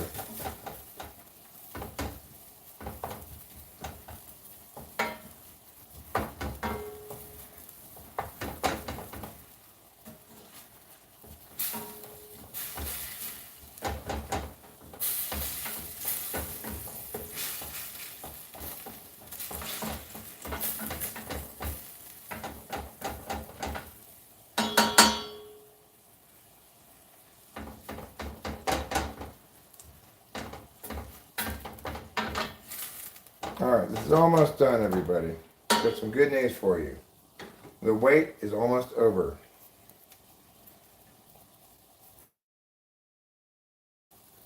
Soy sauce in here because I'm going to toss the rice in this pan briefly before I serve it to myself.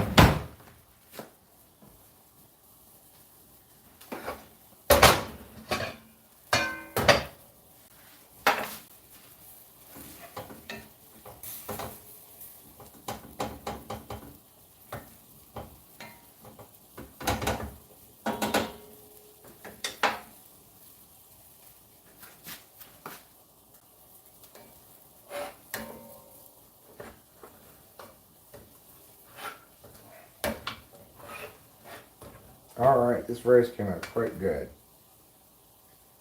Perfect even. Perfect for fried rice. Not perfect for white rice. A little moist for white rice, but it's perfect for fried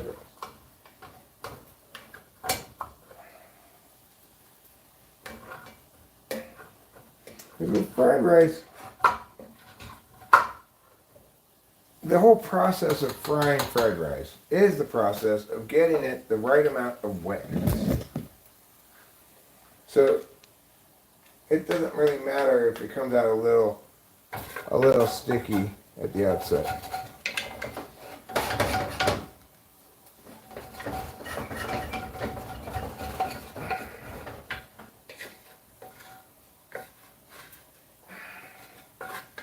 There's one of the big tropes in isekai, happened in many isekais. The person who's isekai to the fantasy world is faced with a world that uses wheat as its staple grain. And of course, one of his first jobs there is to introduce, or first he has to find the kingdom and have it. At some point in the show, he'll encounter, or he's been trying to find, he figures out which kingdom in the magical world is kind of Japan and has rice. And then he'll import that rice and he'll make his people in his land farm it, and everyone will be like, oh, so good, I love this rice.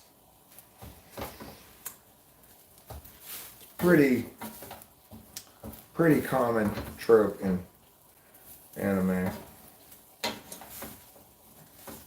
For one of the things the main character has to offer to this new world being the miracle of Japanese cuisine.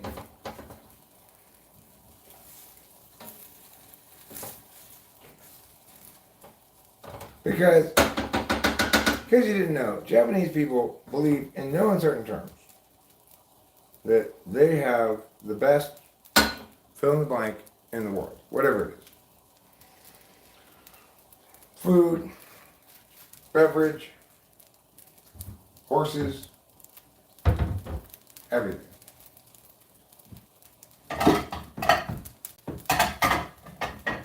Japanese even make a point to have the most massaged cows in the world. Why? So you can pay so much money for a piece of beef that was cut from a cow that was massaged by a Japanese farmer.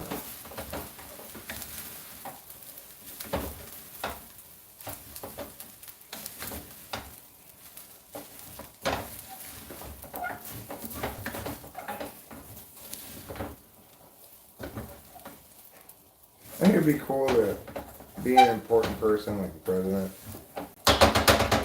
and go visit those Japanese, Korea, places like that. Because they're all about like appearances and stuff. Everything will be all like delicious and perfect. Probably that's true for the president in general. But see, I would imagine myself if I were president, I'd just still like basically eat the same things most of the time. Just eat this. Get somebody to cook it for me probably. I'd probably be too busy to do this myself.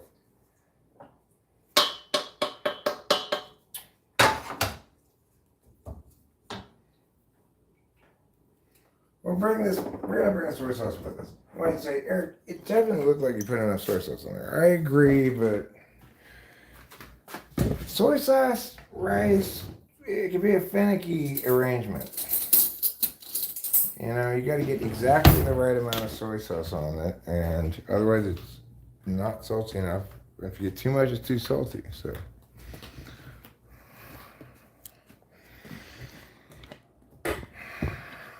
Germany is very STJ.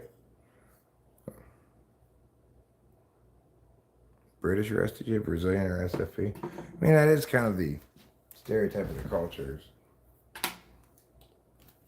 Obviously, we Americans are all whatever type we are.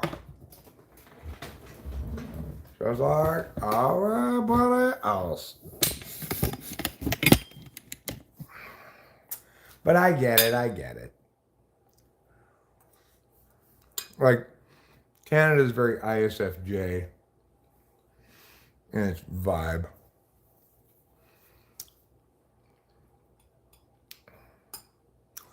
One ENFP, 2 INFJ, 16 ESTJ. Final answer. What is the cringe emotion and where does it come from? It's sympathetic embarrassment and it comes from FE. Oh, puppy! You gotta come over here! Like that, you mean? Or you mean like this? I don't care what you say. I'm gonna go to college. I'm gonna study sociology in college. I shouldn't joke about sociology. Rachel has a degree in sociology. So I should display a lot of respect for sociology. Just remember that.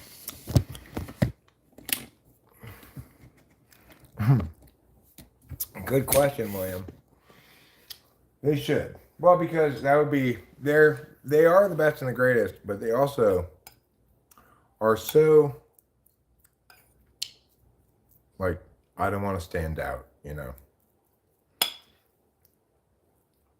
You have to balance this line perfectly of standing out while not wanting to stand out, getting attention and dealing with it beautifully and gracefully while conveying that you're not seeking it.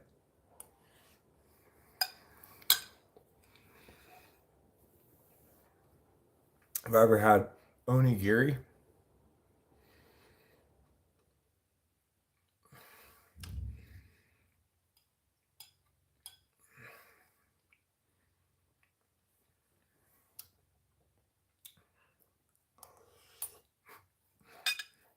Lord Richard, and I'm Richard, says, you know what you and Donald Trump have in common? Adderall. Good for Donald Trump. He's got good taste in drugs. That makes me like him more.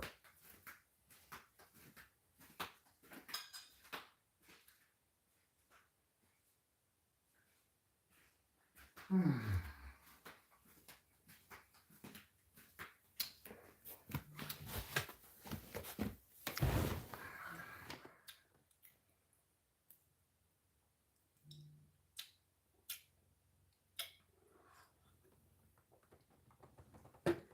you're saying it links to your SI and make you remember instances when you didn't nail it with the FE?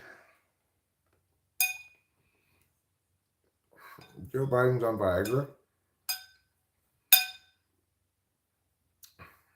I'm not entirely sure Joe Biden's that interested in sex anymore.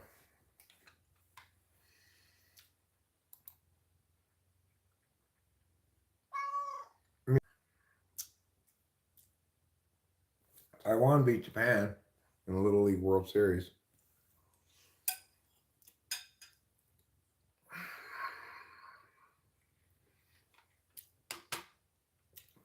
I think it's kind of fun that the world gets a bracket and America gets its own bracket.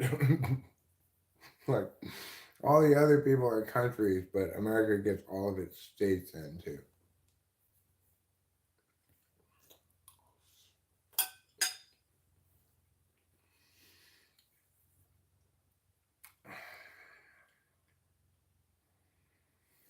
Mm.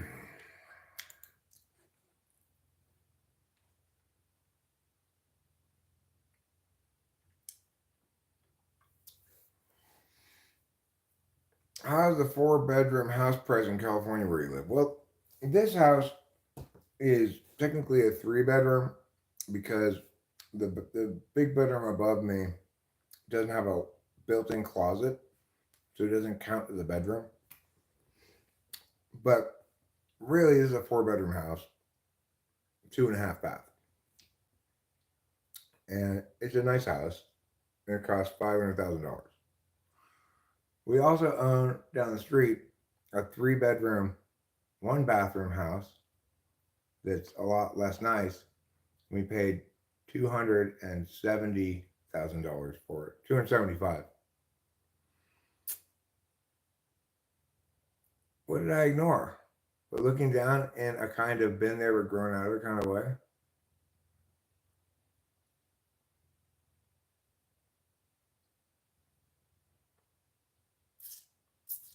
I don't know what you're talking about, Rain. You can't ignore others instead to fill your ignoring quota. You can ignore others instead to fill your ignoring quota. I don't know what you're talking about. What did I ignore?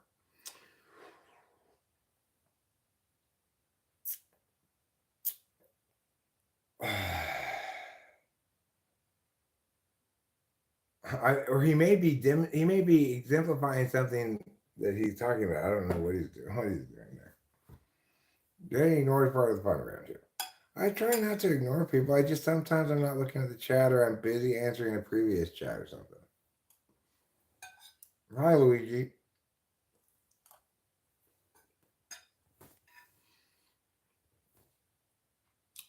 The reason I didn't answer the question, yes, that's it. What does that mean? And it's not the same for everyone.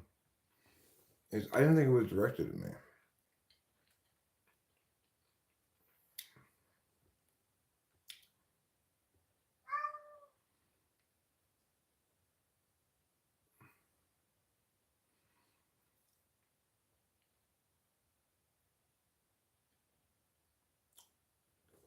If if I don't understand what the purpose of a thing is, sometimes I'll ask, but a lot of times I just be like, oh, I don't understand that.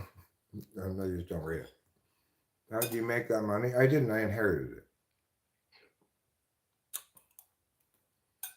This isn't cereal. This is chicken fried rice.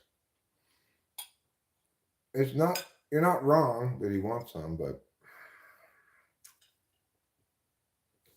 all right, trouble.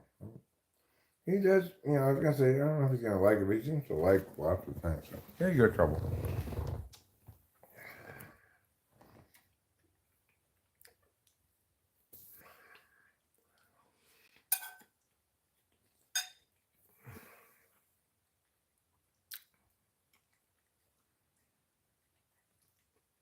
Oh, well, I will say that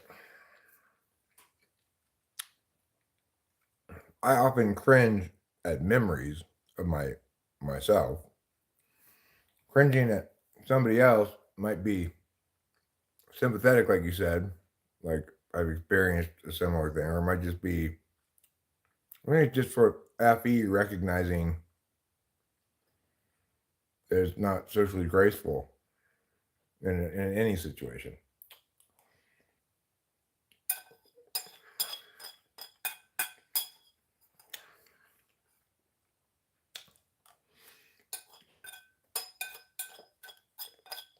And it's quite true that I almost never ignore rain because what just happened almost never happens. Where he says something and I didn't think it was really, I didn't understand it or didn't think it was directed at me, maybe.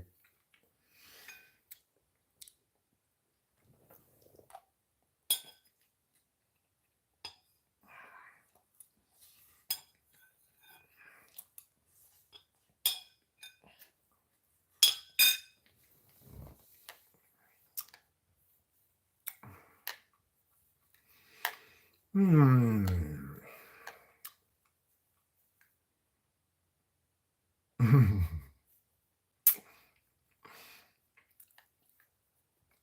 Anecdotally, I think INFJ feel cringe most often and most intensely. Well, they're certainly hyper aware of whether or not something is cringy or not. They're maybe less likely than other types to display that they feel that way or mention something or try to prevent it necessarily.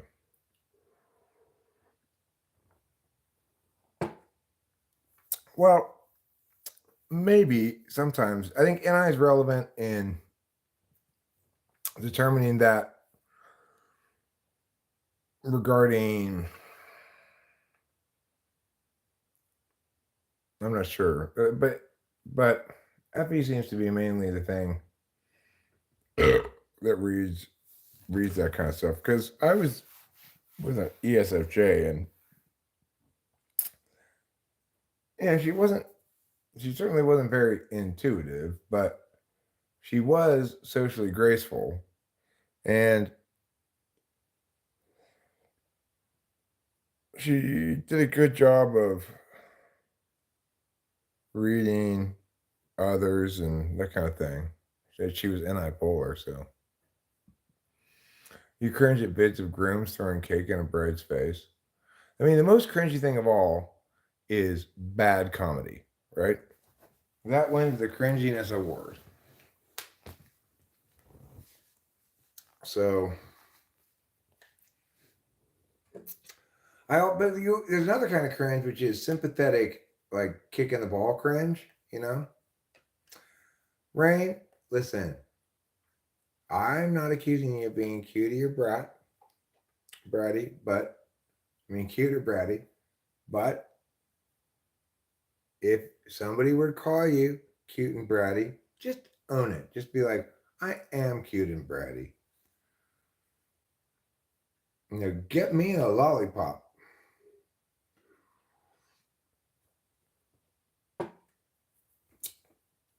You cringe at TikTok dances?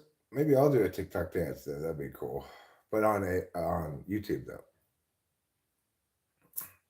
And I synthesize unknown and unconscious information and uses that to come to conclusions, predictions. Contrary to that, TI uses known piece of information over very much like AI. Well, I would end that chat at information. Period. If I could get rid of that last and works very much like AI. I think TI works very much like conventional code languages, conventional coding languages. AI is a little bit more of a neural web thing.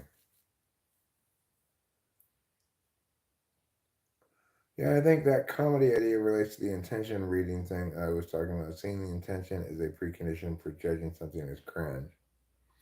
True. True.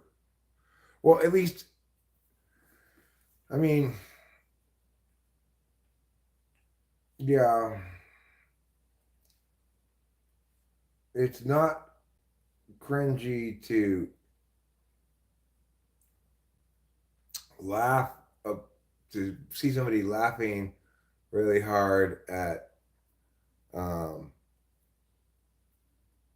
comedy stuff, but it's pretty like, cringy slash disturbing to see somebody laughing at something that's like somebody getting hurt or whatever, you know?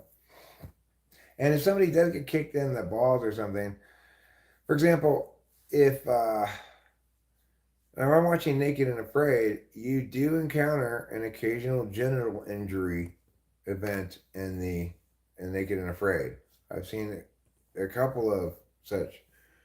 There's the famous EJ. If I don't know how many Naked and Afraid fans we have here. I've watched every single episode at least once, many of them more than once, and there's 16 some seasons of it. I might have skipped an episode or two that for some particular reason, found like I can't watch this one. I really hated the person or something, right? But most of every single episode almost. And EJ was trying to do something like on the edge of a log that was over this water. He was trying to get his line out further into the water, and the branch broke and it tore open his scrotum. Obviously, they didn't show it on TV exactly, but just hearing about it from the medic and everything, and seeing the blurred shot of him getting jungle stitches on his ball sack. Oh my god, it was horrible. Then they show footage of like people throwing up and stuff, and I go, I can't see this. Is that cringy too? Why cats are never cringy and dogs are? Diamond says, I've seen cringy cats.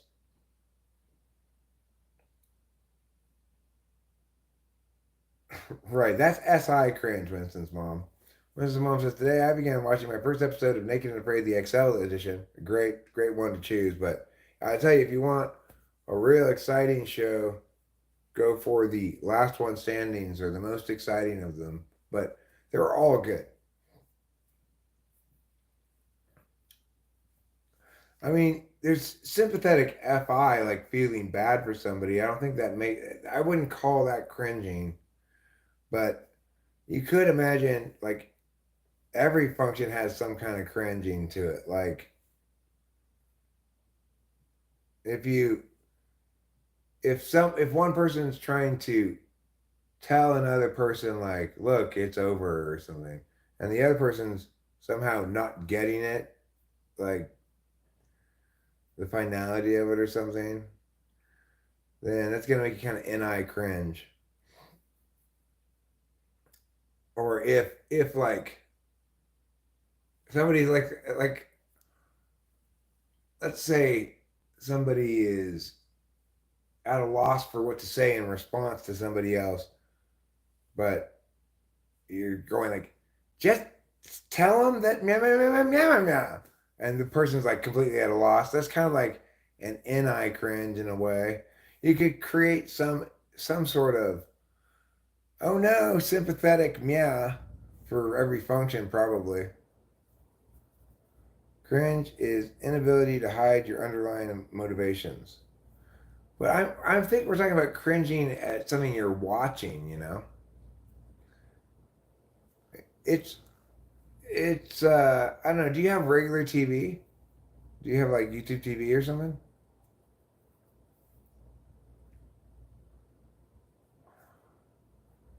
Ellen has a comedy routine where she says if you zone out at a party, simply say Gloria Estefan. She says that covers everything.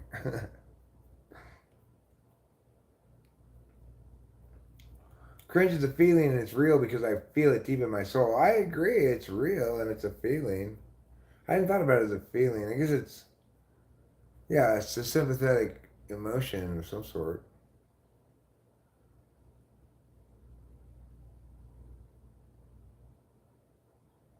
Like, I want to be cool, and it's so obvious to everyone that I want to be cool, but I am so failing at being cool.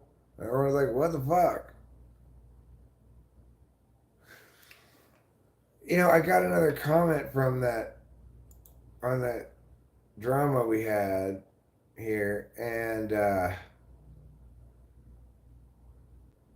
I didn't know what to make of it at first, but then I realized, oh, I think what he's saying is, I like you and I wanted to engage you, and I went about it wrong. But that's not what this comment says. It says, I see you try. I'll add it a little bit. I see you trying to figure out what's driving me to leave that comment. You want to know why? It's because of something we call love. That's why you got so triggered. Maybe that was the point. But if it was, it wasn't intentional. Which is one of the strangest sentences I've ever read. Maybe that was the point, but if it was, it wasn't intentional. It was just my way of showing the brotherly love I have for you. And then he says at the end, he also says he wanted me to be more, do something more constructive than going after Jordan Peterson. I never was going after Jordan Peterson in that video at all. But then he says, I see you smoking, doing Adderall. It disappoints me. Take care of yourself, or keep doing what you're doing and wait for the inevitable. So I think that this guy he's just FIing, really. He's just saying, because like at the end, I might think that that's, just being, trying to tell me what to do and being, yeah. But no, that is what it says. I have it right here. I'll bring it up on the screen so you can see.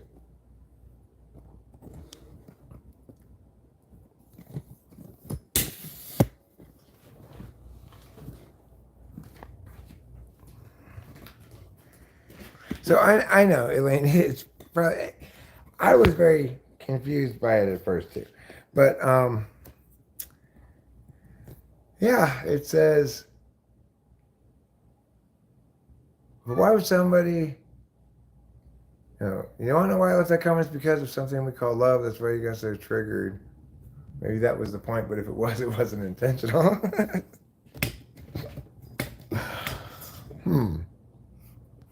Okay.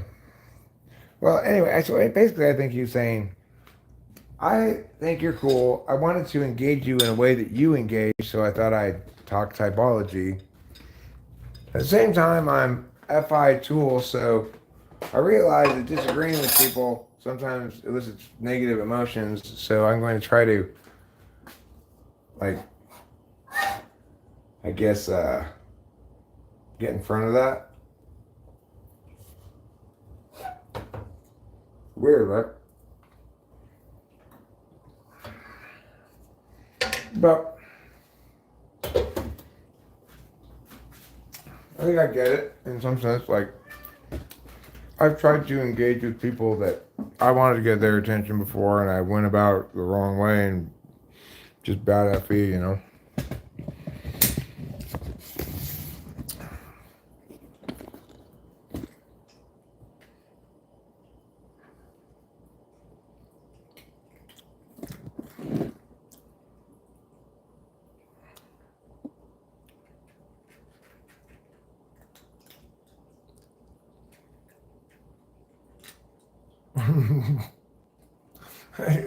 Elaine, I feel you, okay, but I'm trying to shift gears from explaining why that's so crazy and stupid to understanding it with my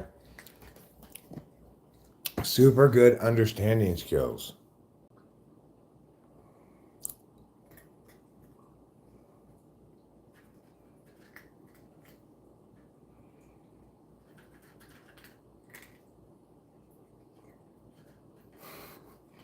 Did I shout at him? I,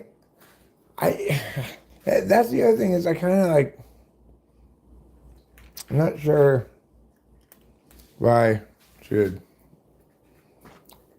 feel bad because somebody said, maybe it was Goblin asked me if I was mogging him. I looked it up and I thought, well, if I was mogging him, I probably should feel bad.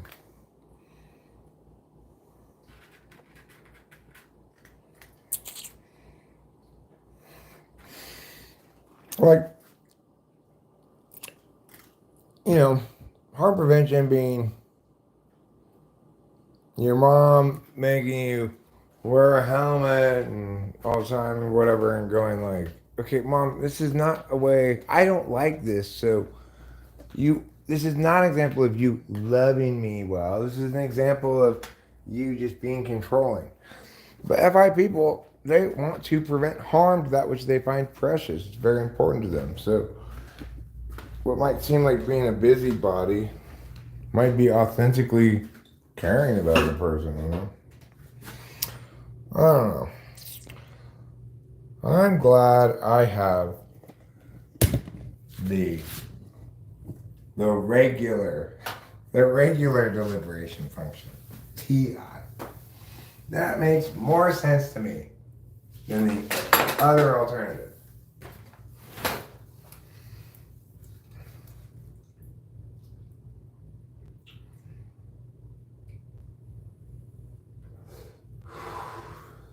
I think FETI people, TIFE people, they tend to see loving as a behavior and how you treat another person. I think FITE people seem to treat loving as taking care of and a feeling. You know?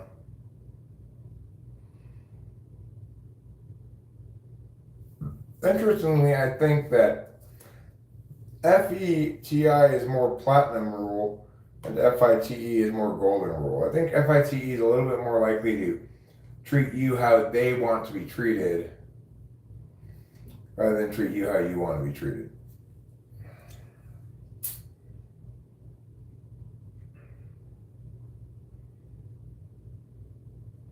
And it makes sense because, like, if you care so much about somebody else and you're worried about their interests so much, then you probably feel as though you want them to display that much care and concern for you, and that in fact, the alternative to that is displaying the alternative to care and concern. So it's understandable why it would be like that. But it's like, if you didn't understand cognitive functions and you were me or Elaine and you encountered these comments and this stuff this guy is saying, pretending it wasn't about cognitive functions but about something else, you'd just be confused. You'd be like, what's wrong with this person? Why do they use words like that? But because of cognitive functions, we can say it's just an EFP. I'm not sure which kind, but they're an EFP, and accordingly, he's trying to operate successfully outside of the arena in which he's comfortable.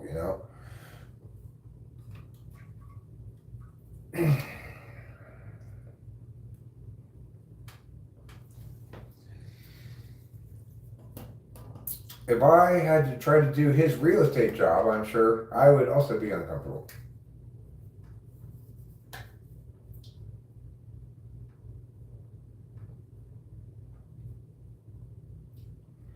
I think of EXFPs as being good realtors because I have an ESFP realtor. But ENFJs are also good realtors.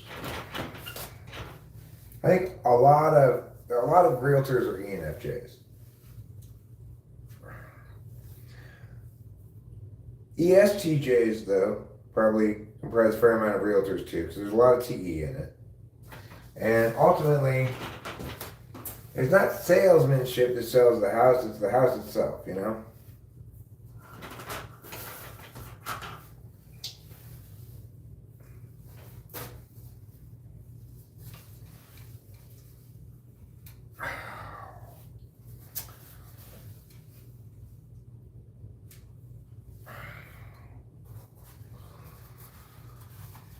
Well, I have gone a lot of poo today. And that's never a bad thing. It's not like there's ever a time when you want to keep your poo inside of you. You might want to, hold it in momentarily, but as a status, you wouldn't prefer it be kept inside of you, all things being equal.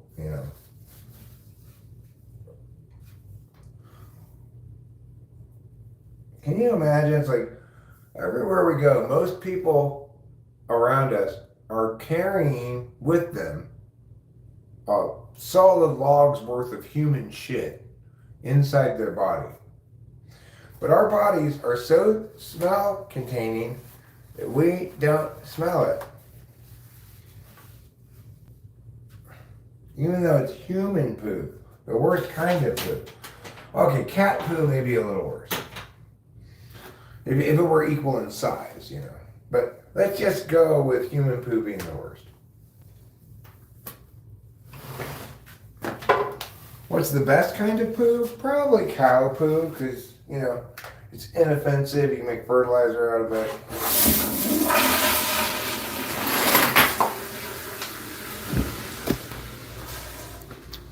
Steer manure, they call it.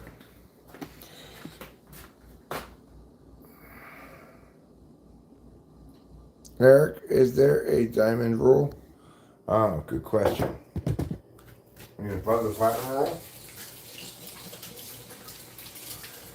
The diamond rule is the golden is treat everybody like you want to be treated. Platinum is treat everyone like they want to be treated. Diamond is treat everyone like someone else wants to be treated.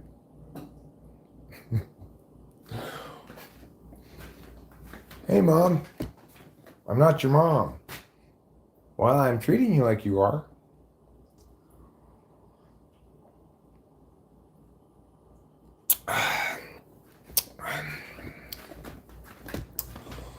Okay. Well, that's about it for live streaming today, I think. Let me go over to the chat again, clean up any last bits of thing I need to clean up. Goblin says, Eric, you're a pro at yapping, I must say. Thanks. I am a special yapper. Don't worry, Diamond Rule. It doesn't apply to you. I'll apply the Platinum Rule to you, even though you're Diamond.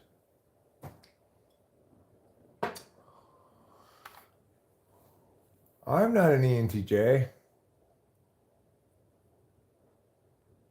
What is JJ? What's that? ISTP. No, your best relationship, ISTP, is with ENFJ. ENFJ.